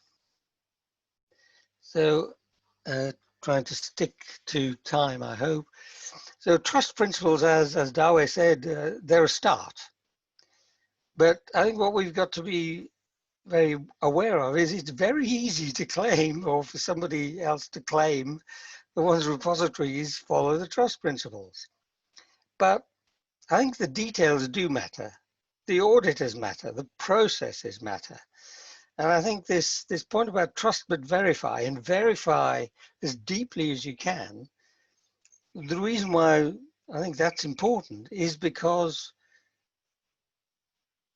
our digitally encoded, I sometimes call it intellectual capital. It's the thing that so much of our knowledge now, I mean, obviously there are still books and documents and so forth, but it's so much of it is now digitally encoded, and that's where our intellectual capital lies. And we must make sure that we can, as I think Dawe said, we can use it right now, but also can be used into the future. And because it's important, we must verify in the most thorough way that we possibly can. So I'll finish there. Well, that's great. Thank Last you. slide is just references. Thank you, David. That's a good way to segue into our quick break in our second half. So thank you both, David and Wim, for those pathway sessions. I'm going to suggest we actually the speakers were great in terms of keeping us on time. We're at the point now where we were planning to end the break. So what I'm going to suggest is that we will take a 5-minute break, even though this session is virtual. We're all in some physical space somewhere. So we're going to take a 5-minute break. And so we'll come back at 47 to the hour, depending on where you are. And we'll get started with John Westbrook will be the first session after that. So 5-minute break, and we will return at 47 to the hour. Thanks.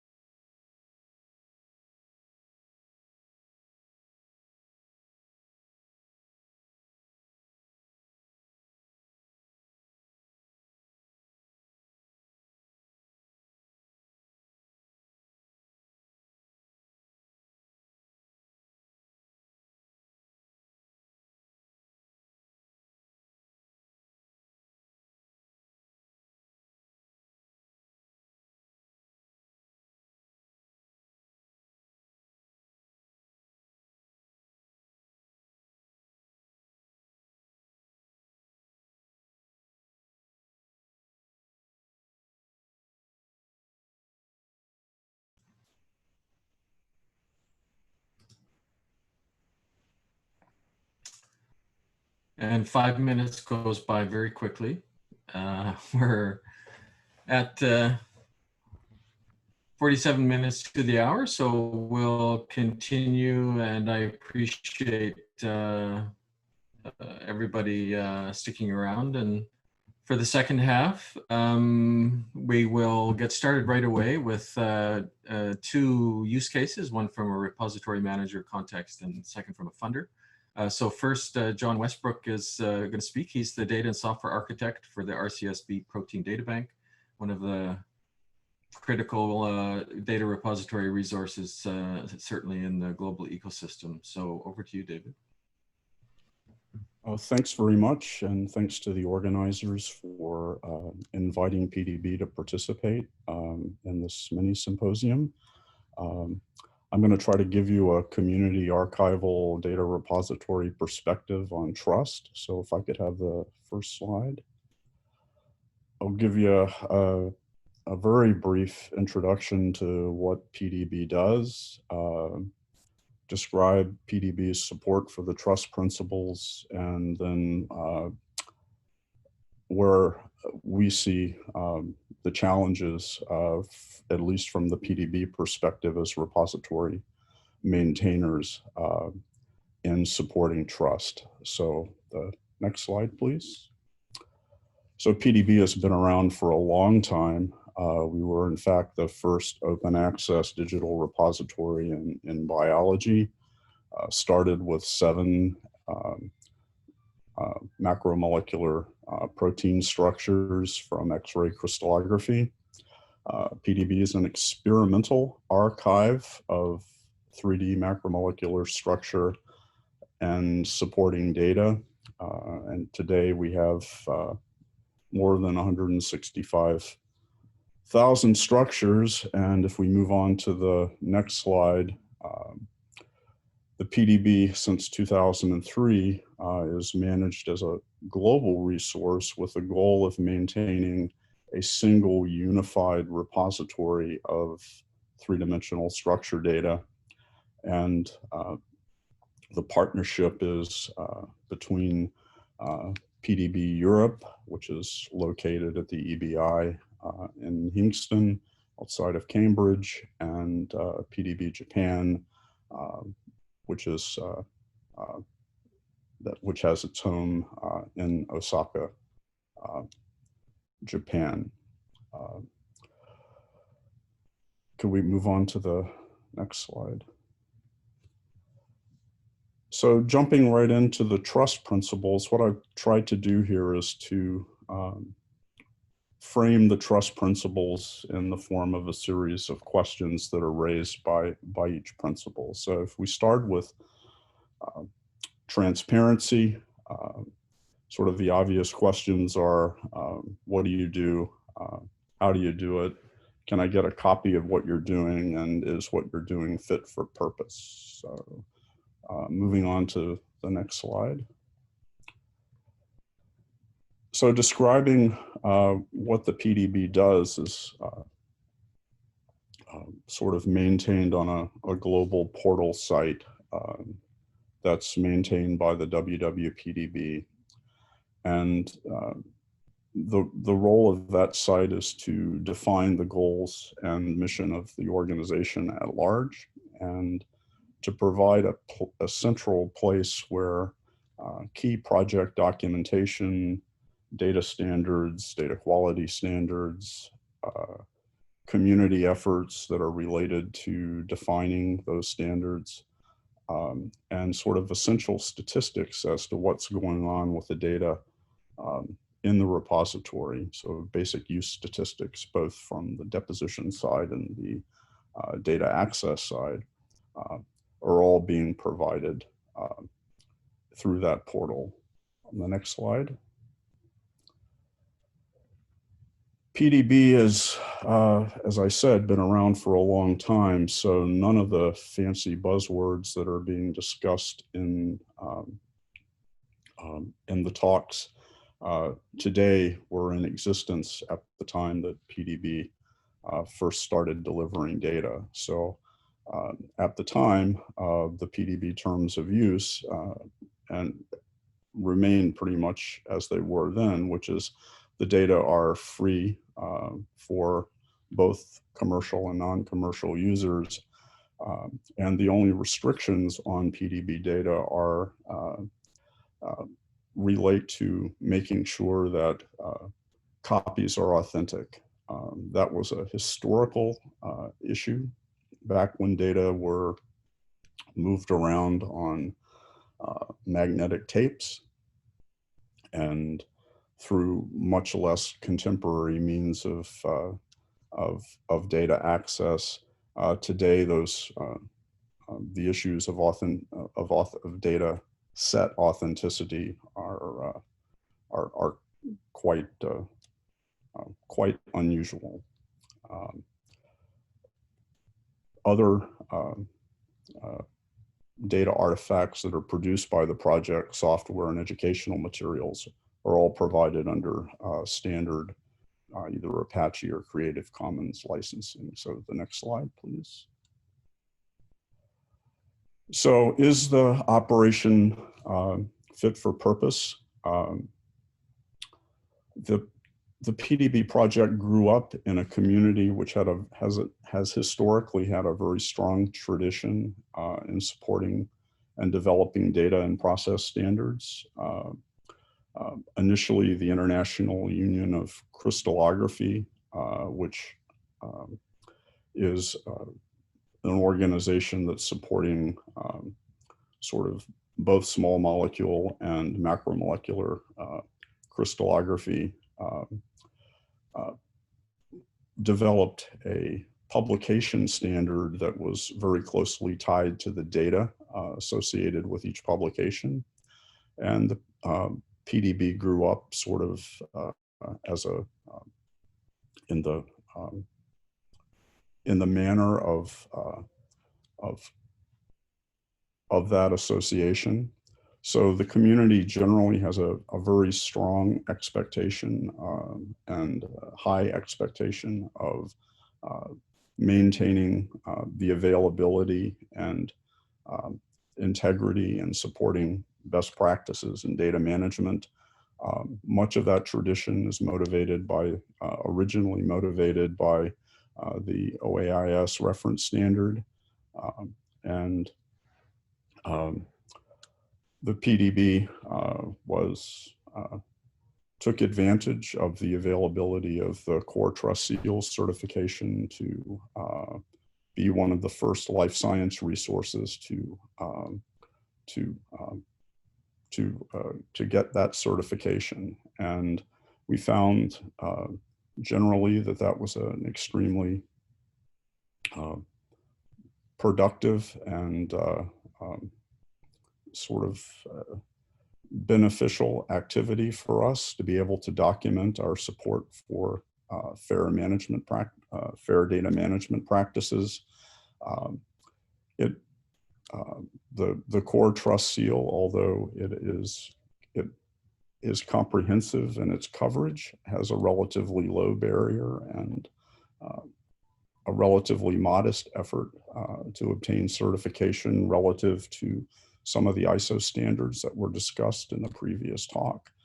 And our feeling was that it was a very good balance of rigor relative to the effort involved in certification. So to move on to the next slide, please.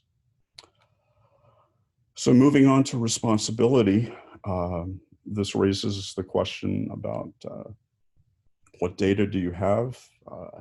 How do you call it or name it? What's your nomenclature? Does anybody think your data is any good?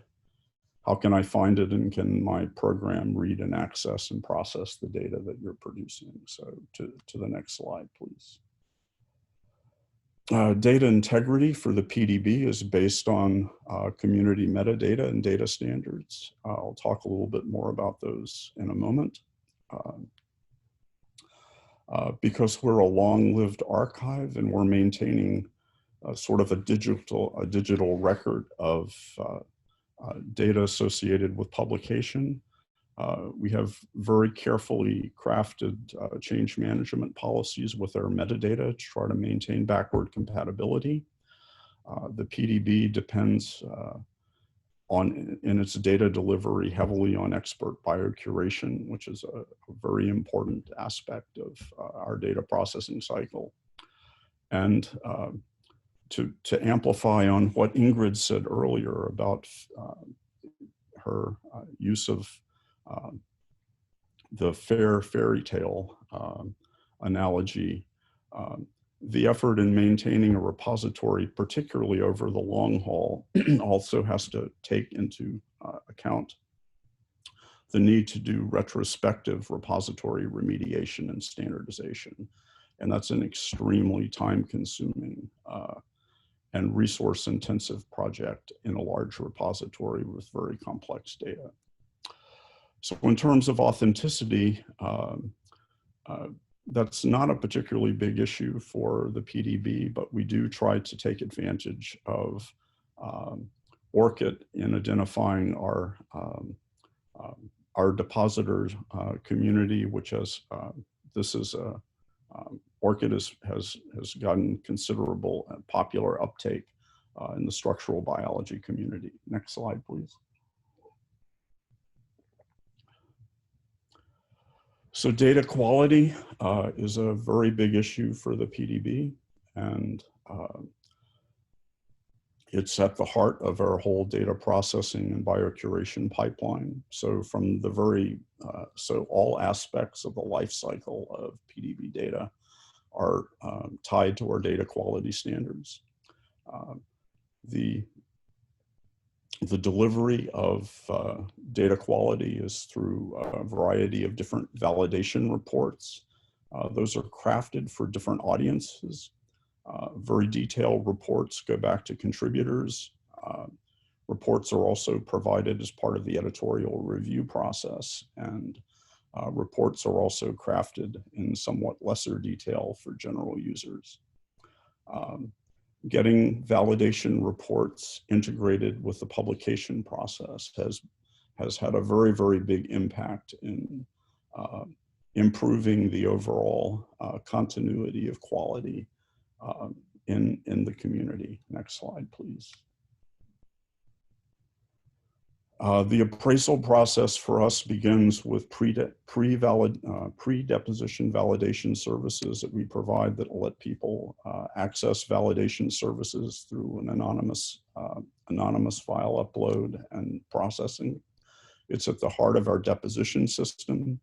It's used throughout our biocuration process, and it's delivered as part of in a consistent way by all of the WWPDB partners. Next slide, please. The foundation of our data quality and data representation standards, it leverages heavily expertise in our community. Each of the experimental methods, communities, task forces have been convened by the WWPDB to draft recommendations, which are then published in white papers in prominent journals in the field. We also have a standing committee that works with us on issues related to improving and maintaining consistency and keeping tabs on the fast evolving methodology in our data generation and depositor communities. Next slide, please. So finally, can you find it, and can you use it and access it with programs and so forth? So a key aspect of our data is that it is well and deeply integrated with other related resources in the life sciences. That's a challenging operation because the data in structural biology and biology in general is basically constantly changing, and the relationships among data can change on a daily basis, in some cases on a much slower time scale. But this necessitates having a pipeline that regenerates relationships among data resources and integrates ontologies and mappings, and maintaining a detailed understanding of nomenclature and data among resources on a almost a minute by minute basis. So we provide services through conventional web resources, an educational portal, and RESTful web services, and a GraphQL interface to our data through the RCSB. All of our data is registered with DOIs, and that provides a stable identifier, which is used in, that we recommend that's used in publications. So to continue on.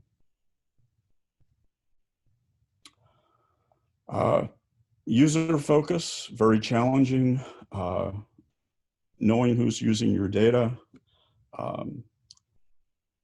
how you know what they're doing with your data. It's not just clicks and downloads anymore, the metrics are much more challenging than that. Knowing if anything useful is being done with your data, and if you can make it easier for people that are using your data to make more efficient or get more utility from your data. So to continue. So this is a diagram that shows kind of the whole life cycle of PDB data, from at the top, deposition, to the bottom, to use through our pipeline. Our depositor community is, this is a little bit dated, perhaps 40,000 structural biologists, compared to a user community, which is numbers more in the millions. If you can continue. Increasingly, we're being asked to define the impact of our data in very broad terms. And one of the ways that we're doing that is to publish surveys and reviews of how PDB data is using. This is just one example indicating the use of the structured data in the PDB on and its relationship to FDA drug approvals between 2000 and 2016, and an assessment of the sort of the estimated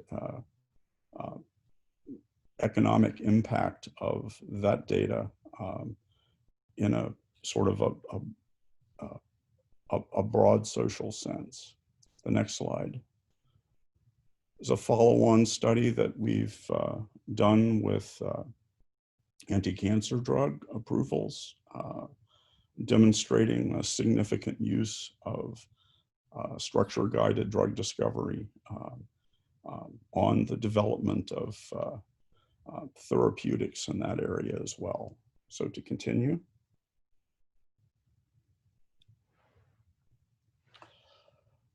So the types of activities that the PDB engages in for the purpose of improving extensibility and reuse have to do with the maintenance of metadata and making sure that the requirements are for data acquisition are quite clear. That helps to provide a foundation for consistency for people that are trying to use the archive as a tool for searching sort of longitudinally across the whole repository. We also work to maintain format and content standards in a manner which supports sort of the long-term persistence goals of the repository. As I said, a lot of effort is put into maintaining retrospective consistency, and all of the metadata which are represented in terms of dictionaries of controlled vocabularies and other semantics associated with the data that we take are defined on our resource portal site. Next slide, please. And then in a broader sense, we provide outreach and educational resources. 2 examples here from our PDB 101 site and our main resource site, highlighting the number of COVID-related structures that are in the repository. That's now hitting a little bit over 240 structures that are they're related to the 3-dimensional and structure of the components of the virus. So next slide, please. So for sustainability, the questions that are raised is who's looking after the shop and will it last? Continue, please. As I said, the organization of the global partnership provides the ability for us to globally load balance and fail over our deposition services and to provide multiple points of archiving for failover and disaster recovery. Each of the sites globally provides complementary data access services. Next slide, please.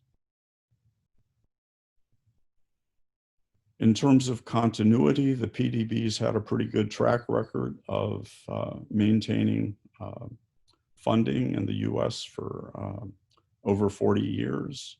The WWPDB partners obtain funding independently, but the agreement among the partnership is that should a partner have funding trouble or have some sort of catastrophic access problem, that the infrastructure that's been built and the technology that's been built that's shared by the partners allows another partnership site to take over data processing responsibilities. We provide a versioned, fully versioned data repository, and we also provide annual snapshots of primary data that we maintain, that we've been maintaining now for more than a decade and a half. Next slide, please. In terms of technology, the kinds of questions that we are frequently asked in this area are we using the most interesting and cool tools? Are the tools cool enough to do the job? Are we in the cloud yet? And can we get hacked? So next slide. In terms of technical infrastructure, perhaps the most foundational aspect of what we do are the data and data quality standards that we use, and those that we integrate from other resources that we use for the purposes of maintaining our integrated data delivery. Everything that we do is fundamentally has to be automated for us to be for our operation to be resource effective, and that means that all of our software development and all of our deployment processes have to be automated, as do all of our workflows, which support our data processing and infrastructure management. We depend on a workflow system that allows us to provide and document consistent processing and treatment of all of our data coming from deposition through our biocuration pipeline and delivery. We also, because we're working with community validation standards, have to manage a variety of community tools which are constantly changing. So we have infrastructure to manage the and version how those tools are changing as well. And of course, being able to have visibility and observability in all of our tools is very important. We at the RCSB have implemented our data delivery and much of our data processing in an OpenStack hybrid cloud, which runs between our two sites in California and on the East Coast. And we're also taking advantage as much as we can of publicly accessible tools for doing repository version control and automated CI/CD processing. Next slide, please. So even though we're not handling sensitive data in the health, like in the health arena, our data is subject to some embargo during a pre-publication period, so privacy is an issue for us as we maintain confidentiality in email correspondences and other types of correspondence between biocurators and depositors as well. So security from a privacy perspective is something that we take very seriously. We depend heavily on our institutional security management protocols that exist on the campuses where our physical services are hosted. And we benefit greatly from the security staffs at all of our locations that are very vigilant in helping us identify potential threats. We also take advantage of what we believe to be good practices with respect to our application development in terms of coding standards, reviewing code for potential vulnerabilities, having well-defined and automated testing and version control, and a variety of resources we leverage for obtaining information about potential vulnerabilities. So could you go on to the next slide, please? So to end with a quick summary of where we see the greatest challenges from a very domain perspective. Next.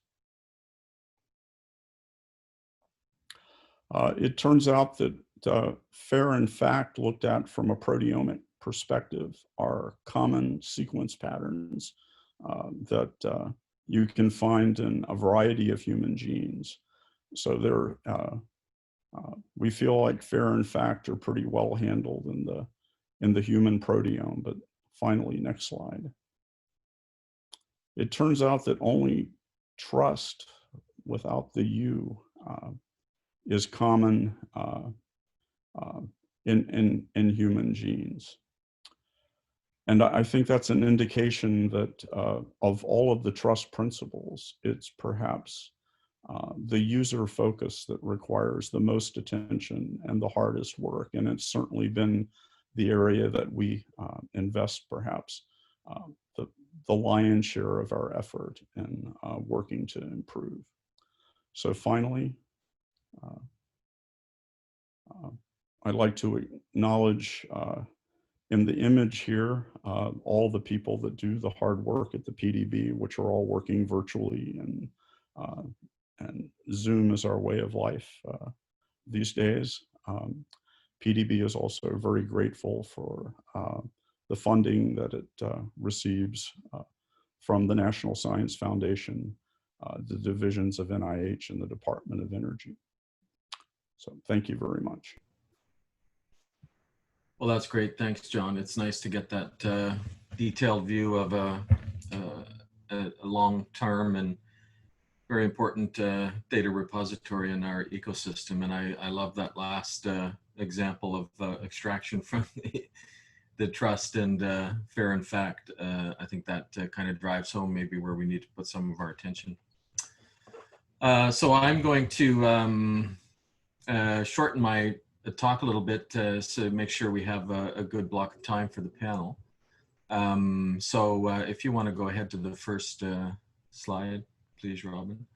So just a little bit of background. As I mentioned at the outset, I have a couple of roles. Aside from the Research Data Canada role, I also manage RDM funding program from my parent organization, which is called Canary. Canary, for many of you, might also be familiar as the higher ed internet organization that works with global partners in the GREN to manage the higher education internet backbone as well.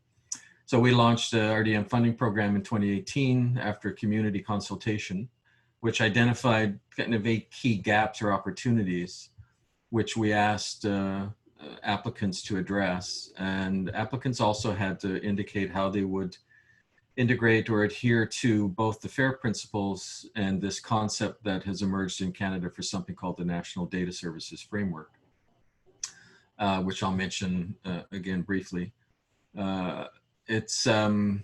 So as a result of that initial call, there were a set of 9 projects funded. Next slide. And those initial projects are just ending up their funding. The only real direction we gave applicants in that first call was kind of summarized in this diagram, which was an attempt to just highlight that international standards and best practices, as well as the FAIR principles, were critical vertical intersections between all the various layers of what you might think of as a traditional software stack. Next slide. So these are the 9 projects that were funded, and I realized I may have just, I may be missing one there. And this illustration is unreadable, but essentially what it is designed to illustrate is after the projects were funded, we looked at all of the intersections in terms of standards and best practices, which ones were implementing support for best practice standards such as ORCID and DOI, what kind of storage systems they were using in the back end. And next slide.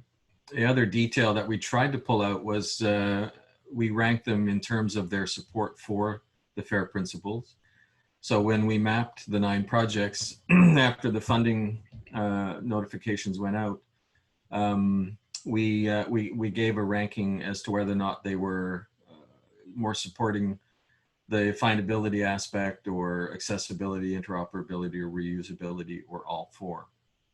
So that again was a bit of an intellectual exercise from a funder and community of practice perspective, but we thought it was important as a funder to try and get a sense of what it means to ask our community, in this case of research software developers, to consider adherence to or adoption of or integration of the FAIR principles into these software frameworks. So that in itself was an interesting exercise and led to the second call, which was launched just late last year. The 4 projects that you see here were all funded going forward, and the activity there has just started and will end in 2 years. The first 9 projects were kind of evenly split between what I call non-domain specific or generic data repositories and domain specific repositories. In the case of the second round of funding, all of the 4 selected repositories were domain specific. 3 of them in health data repositories, and 1 in the Barcode of Life DNA barcoding type project. Next slide. So as I mentioned, one of the, aside from articulating adherence to the FAIR principles, there was also this concept of the National Data Services Framework. And for us in the Research Data Canada stakeholder community, the NDSF is a way to define a conversation that we have with our stakeholders. It's an agreement that we come to on best practices, standards, and protocols. And ultimately, at the end of the day, the goal is to develop a suite of interoperable services and resources that support researchers in our efforts. there have been 3 summits so far. The summits are increasingly kind of diving into the details, and again, as a facilitating organization and a stakeholder community that includes funders and data repository managers and all of the types of organizations you can think of in the ecosystem.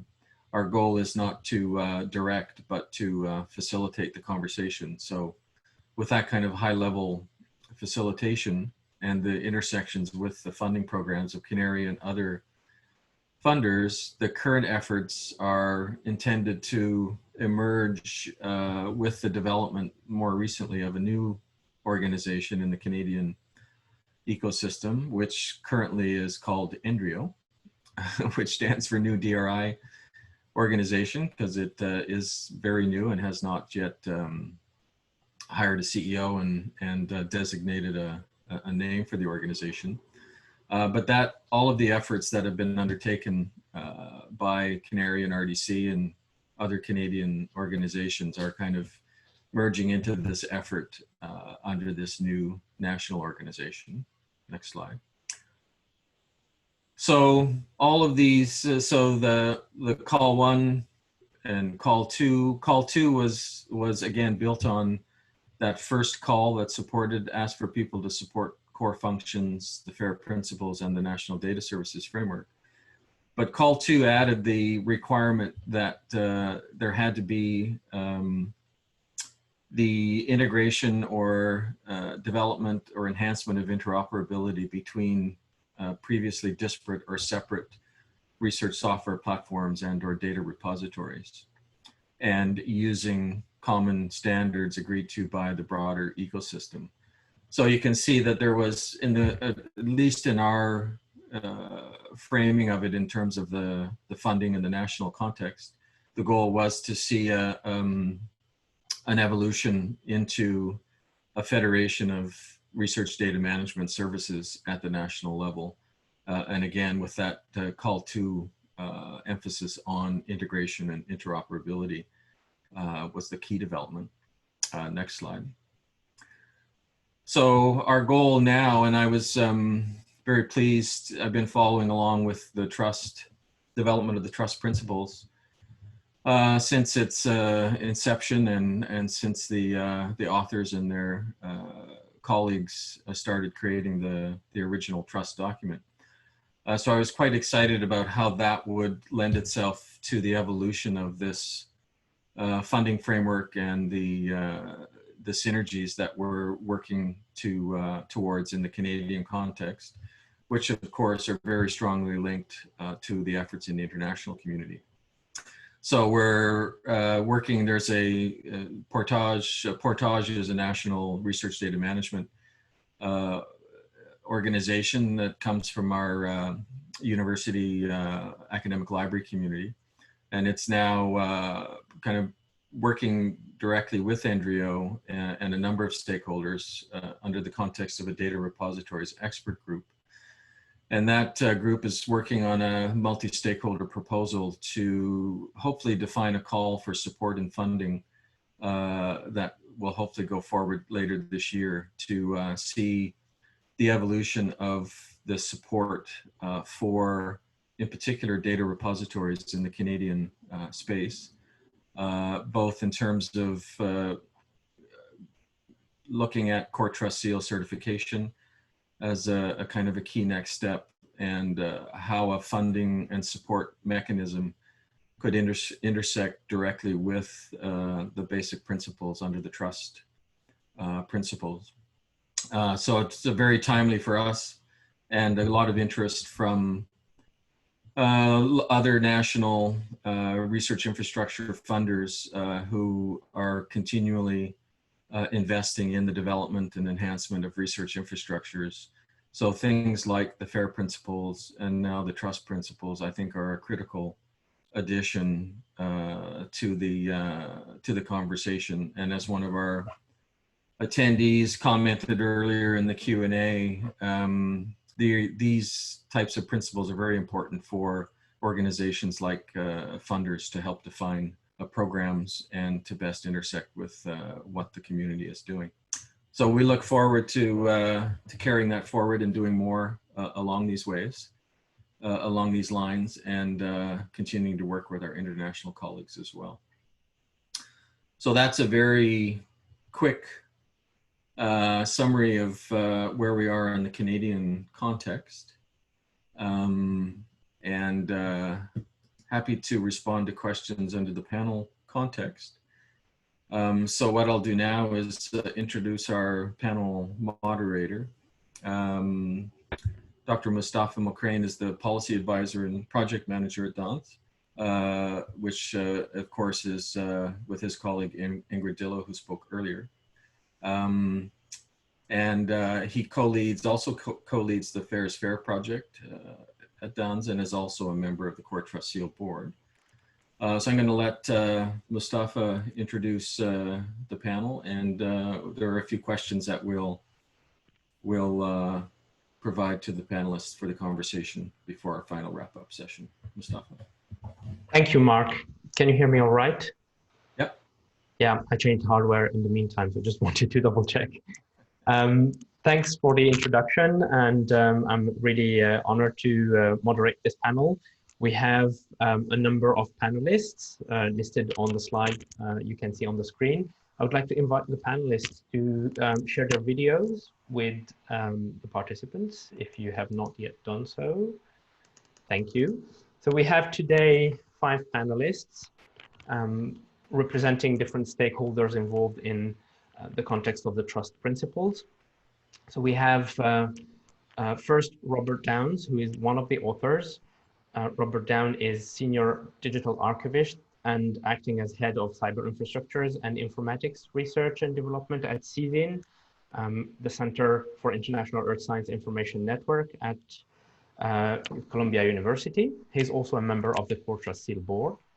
We have also representing the funders and stakeholder Mark, who I do not need to reintroduce, but I guess, Mark, you will be wearing your hat as a manager of the Canary funding program on this panel, which you've already talked about in your presentation just now. The third panelist is Shelley Stoll, who will be representing the research community. Shelley Stoll is the Senior Director for Data Leadership at the American Geophysical Union, AGU. And our fourth panelist, John Westbrook, who is repository manager. You've heard John already presenting on PDB. And finally, our fifth panelist is Varsha Kodiar, representing the publishers as a stakeholder. And Varsha is data curation manager at Springer Nature, and she's developing new products and services to help researchers share and manage their research data. Just would like to share, to check if the slides are showing all right on the screen. Yep. Yeah, okay, thanks. Thanks to all of the panelists. We will have now 30 minutes to discuss a number of questions, three questions exactly. And the first question we would like to bring to this panel is appearing now on the screen. And this is to explore what would you see wearing your stakeholder perspective, or adopting your stakeholder perspective, what you see as the main challenge for the implementation of the trust principles within your specific community. I would like to actually direct this first question to one of the panelists initially to get us started. And sorry to put you under the under the projector. Shelley, historically the geosciences and the researchers in the geoscience domain have had access to long-standing repositories providing preservation. But there's at the same time a great disparity in terms of the maturity of those repositories and also how they are used within those domains. So from the perspective of the geosciences, what do you see as the main challenge to take the trust principles on board for researchers in your domain? Thank you, Mustafa. Yes, we are certainly delighted that this is now out and published and the awareness can begin. I would hit on two items. Representing a society, we have over 60,000 members worldwide, and then if you add in our author community as well, it's over 100,000. And the bulk of the challenge that we're seeing as a result of a variety of initiatives on encouraging data citations within publications and the awareness of an actual repository for where your data should go, the researchers don't realize that there are these different levels of capability across the repository community. The number I use, and you know, there's some argument as to exactly what it is, there's about 300 or more domain repositories worldwide for our researchers to use. Finding them and realizing that they have to make a decision as to what's the best repository for them, they don't have that understanding of what those services should be. So giving them quick ways to realize that if you are following the trust principles demonstrated through things like Core Trust Seal or the ISO standard, is something that we're trying to help educate them on. And there's just a big gap right now. The second issue, and I just, you know, trying to represent the interests of our vast repository community, they tend to not be heavily funded. They're usually funded just barely to support their community needs, which means trying to implement all the elements within the trust principles is very difficult, where they have to prioritize what those changes and upcoming technology updates should be. Trying to bring the broad international community in on this sustainability and funding that's necessary, I think is really critical and will take all of us to help support the broad number of repositories. Thank you. Thanks, Shelley. Any other panelist member who would like to address this, this question about the challenges in implementing the trust principles within your stakeholder community? Yeah, Robert, I see you're raising your hand. Please go ahead. Yes, thank you very much, Mustafa. And I think that it was great to hear John Resbrook originally say that the user focus was a particular challenge, and Shelley also mentioned that. And I think continuing with the user focus, I would like to say that yes, the needs of the community are always evolving, their practices are evolving, and so the repositories need to be able to serve their communities as they evolve, and that means monitoring the practices and the evolving needs of the communities. And also, there's not just the individual needs of your users, and when I say users, I'm talking about the depositors, people who are the data producers, as well as those who are the reusers of the data and services that are being provided by the repository. And we can see, for example, is there are changes in the larger community. We can just look at the adoption of DOIs, for example, where now as a data producer now wants to write an article about their use of the data and its analysis, then what they have to do is to provide a DOI for that data. And what that means is they need to find a repository, as Shelley was mentioning, and often the clock is ticking for that decision.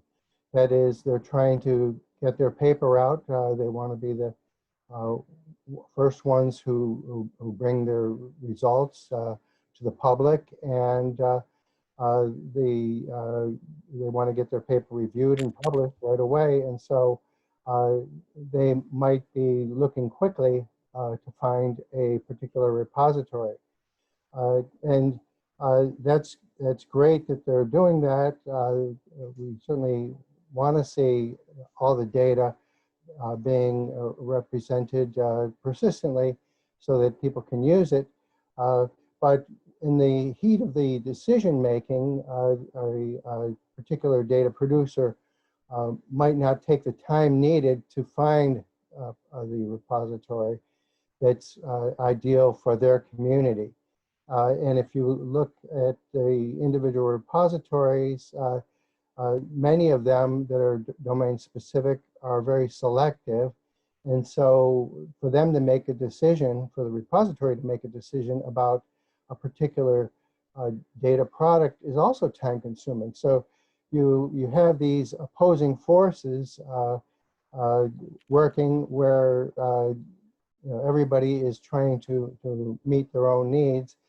And the repositories need to meet these challenges. And so many repositories are trying to look at ways in which they can streamline their review processes so that they can let a data producer know right away whether a particular data product is viable for their repository.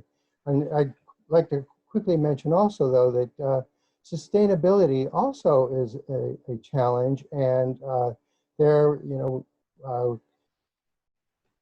we need to be able to continue operating repositories for the long term. However, funding often is short term, and so there we have additional constraints, these opposing forces. And so the repositories need to be able to work in that realm as well.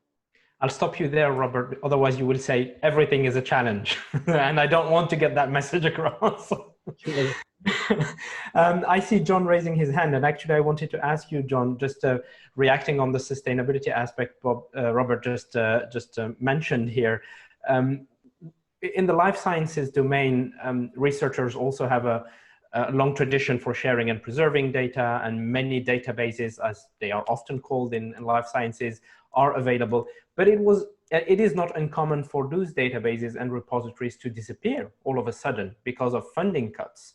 So any reaction to that? And obviously you can talk about other challenges, but what's your view in terms of the sustainability challenge?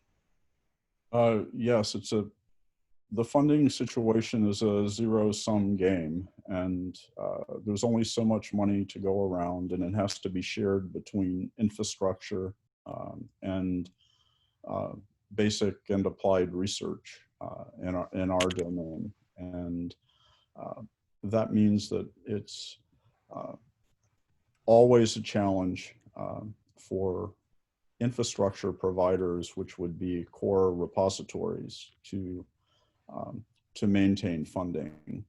And even within even for a very mature repository, the focus is typically on what new features are going to be provided rather than supporting what would appear to a typical panel reviewer for, in the life sciences, a group of very uninteresting dimensions of infrastructure that are pretty much taken for granted. So the trust principles become kind of an unfunded mandate.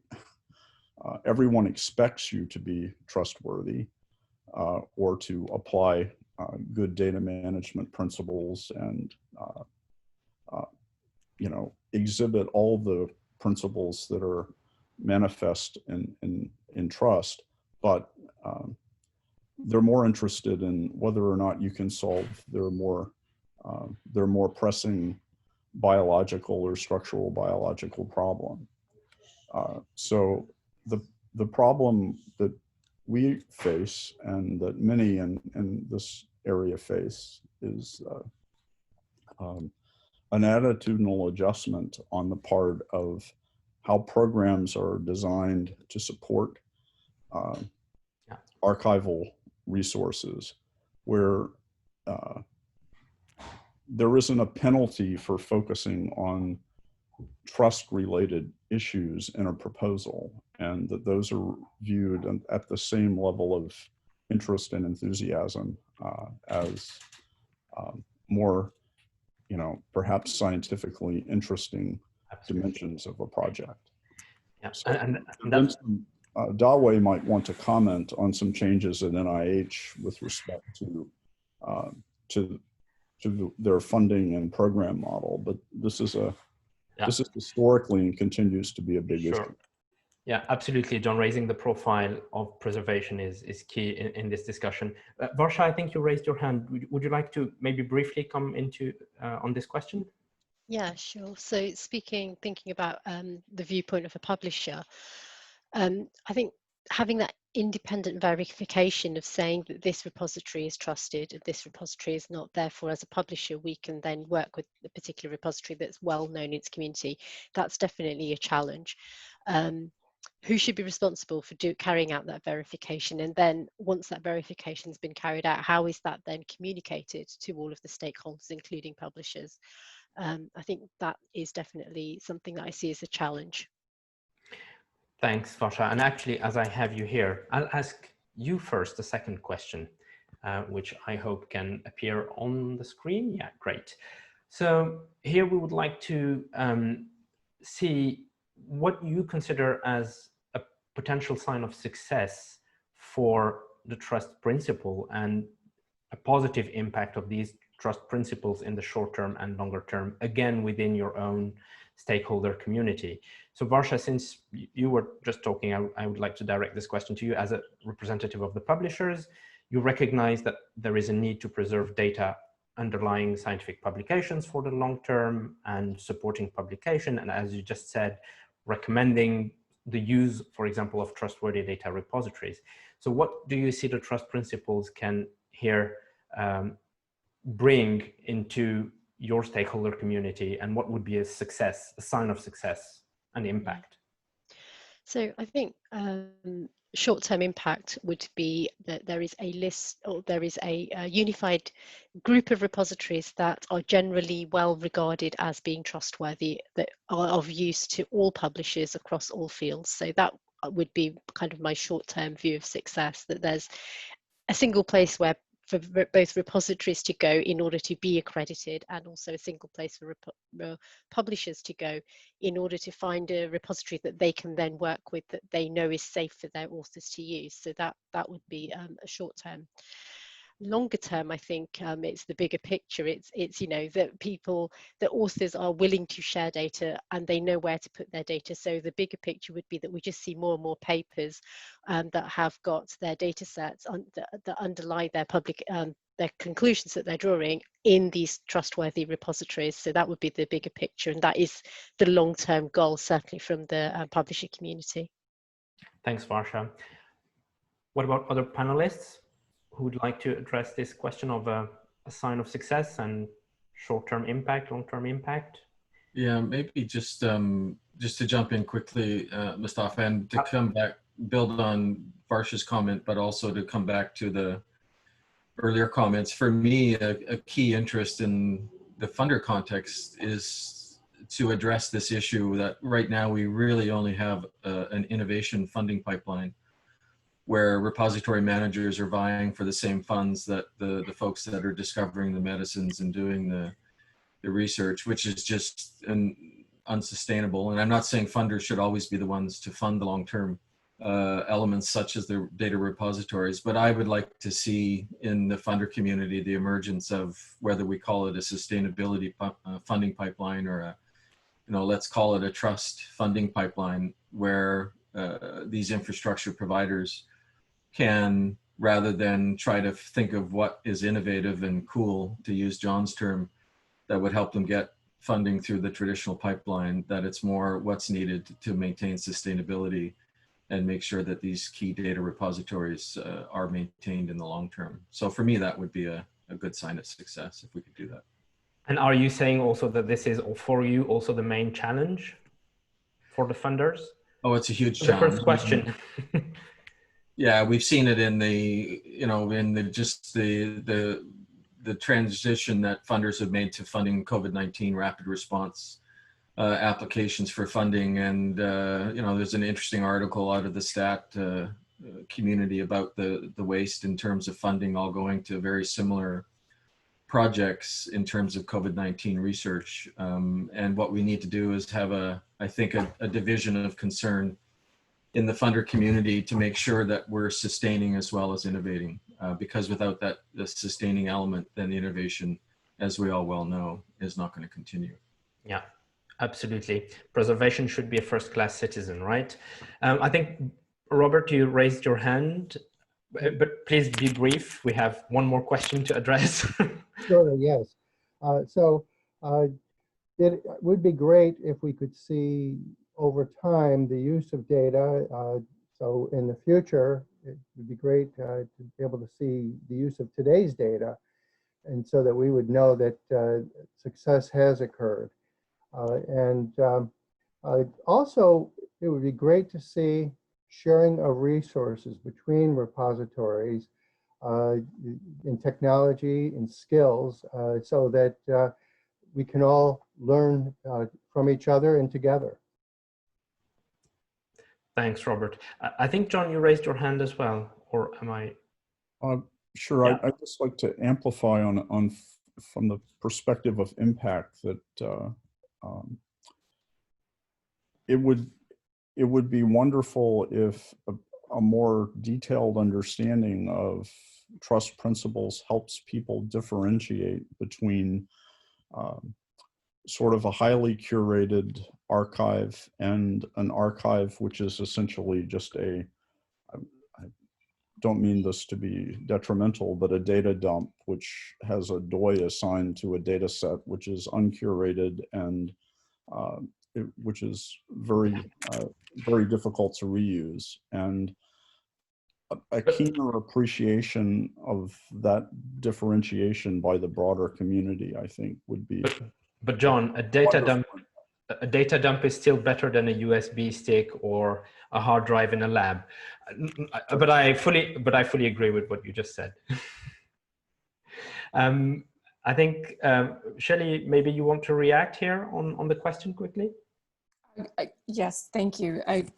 So agreeing that getting our researchers in the habit of sharing their data is one of the significant culture changes that we've been working on and is slowly becoming more accepted, with two primary questions that happen. What data do you want me to share, and where do you want me to put it? If we can help, if we can get the where, then the folks at the repositories have especially the domain repositories, have that expertise to help the researchers realize the what, and then the documentation, the metadata, to make it as understandable as possible. So I really do see that connection between any researcher and their home domain repository to be critical. They should walk out of their university knowing that relationship right away. They shouldn't have to guess. They shouldn't have to hunt it down. So if we can make that connection to a trusted repository for them in a way that doesn't happen right now, make it really easy, that would be great for them. It would be great for societies. It would be great for publishers, because then we all know what those connections should be.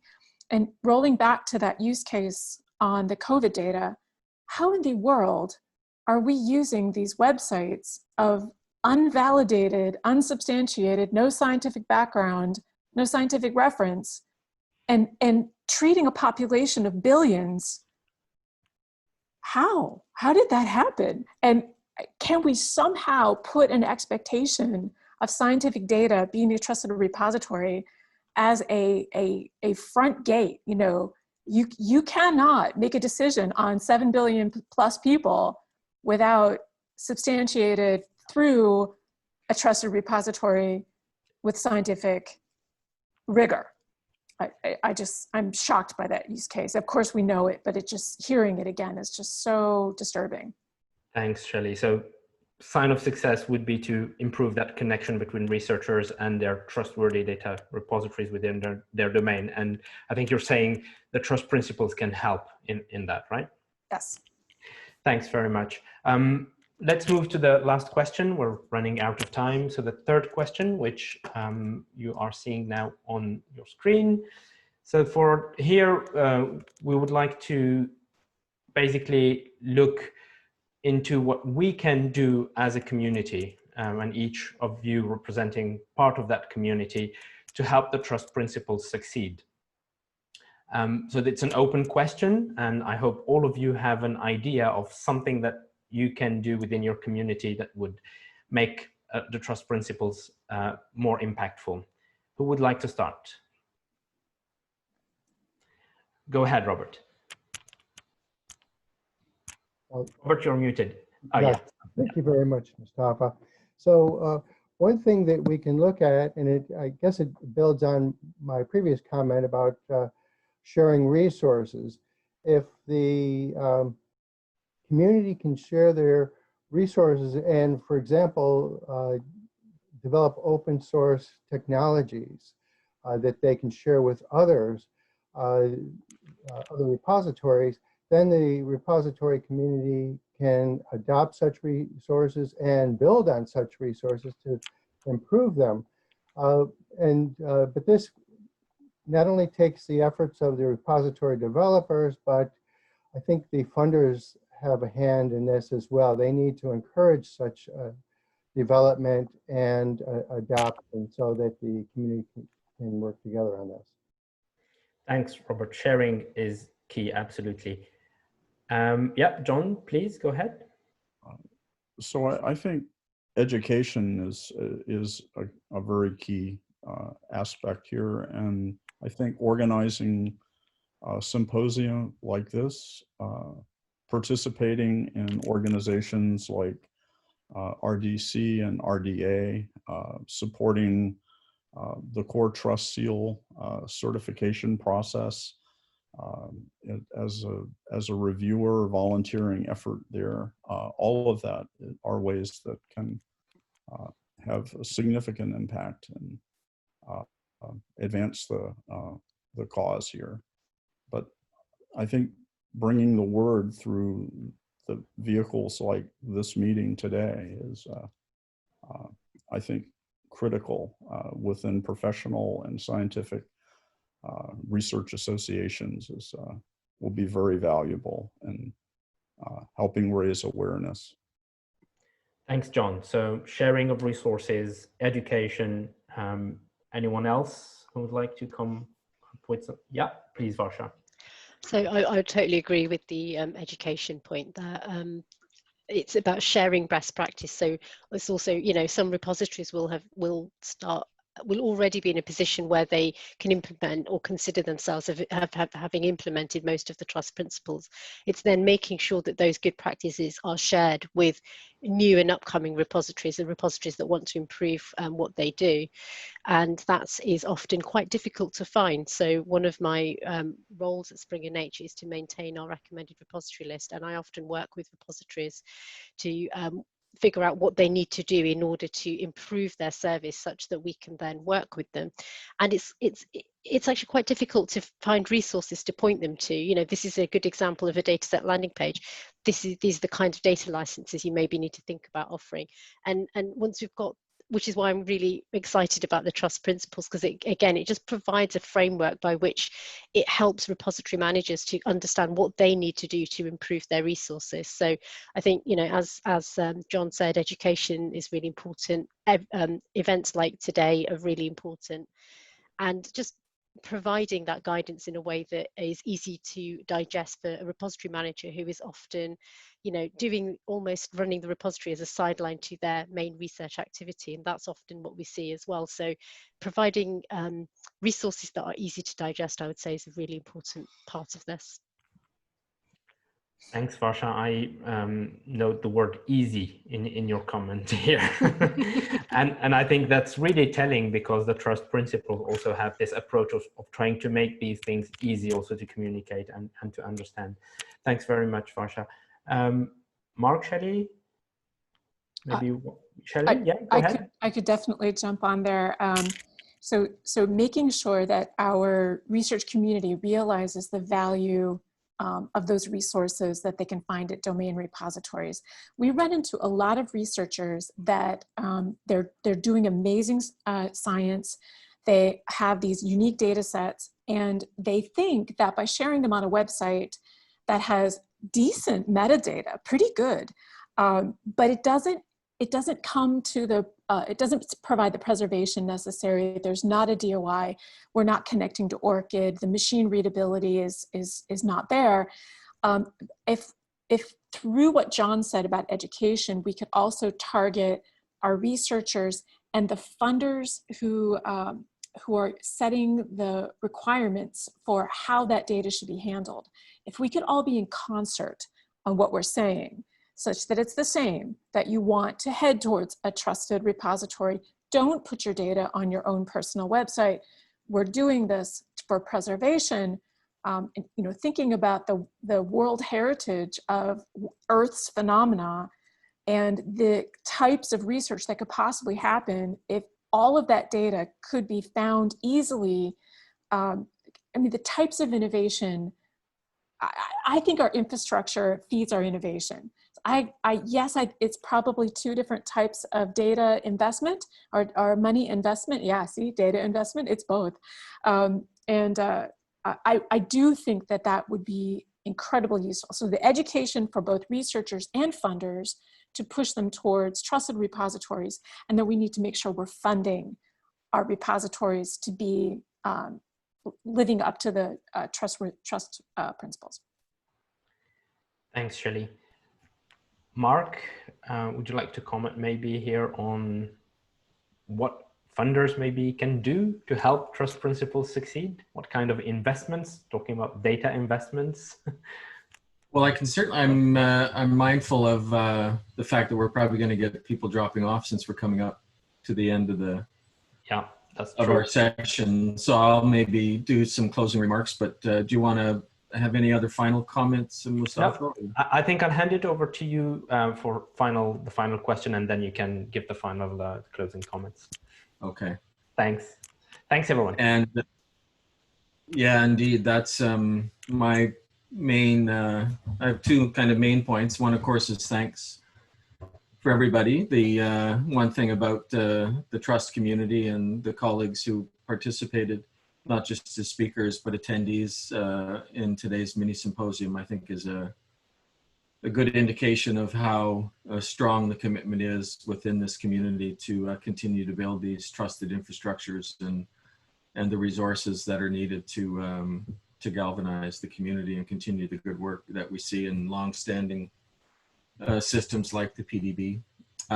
So many thanks. Also many thanks to Robin Nicholson, I mentioned at the top, RDC's intern, who has done a lot of work to pull all the elements together for today's event. And of course, our co-authors on the Trust Principles article, Dawe and Ingrid and Bim and all the others that have participated in that. I think it's going to be a very important development as we go forward. And I'm sure to address Barsha's and others' comments regarding education, that we'll see a lot more events along the lines of this symposium. And I know the Canadian community represented by the RDC stakeholders is looking at having a follow-up event to focus on the Canadian aspects and how to best build a pathway towards supporting the trust principles and the various stakeholders. So that'll be an important development to come.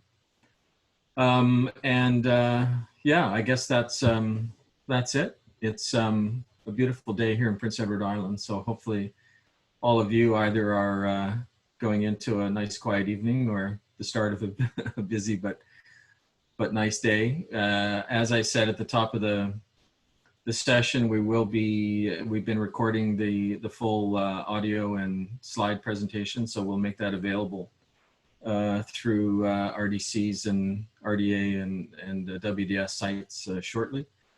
The slide deck, of course, is available, and we will take a recording of the question and answers, lots of good information and comments there. So we will find a way to link that into the resulting video feed and slide deck. So I think that's it for me. Robin, did I miss anything? Or is there anything else you want to add before we close? No, I think that covers it. Just thanks a lot to our presenters and our attendees. It's been awesome. All right, so thanks all for attending. Enjoy the rest of your day, and we will be in touch. All of the people who registered will receive the link to the video and the deck once it's prepared. Thanks all.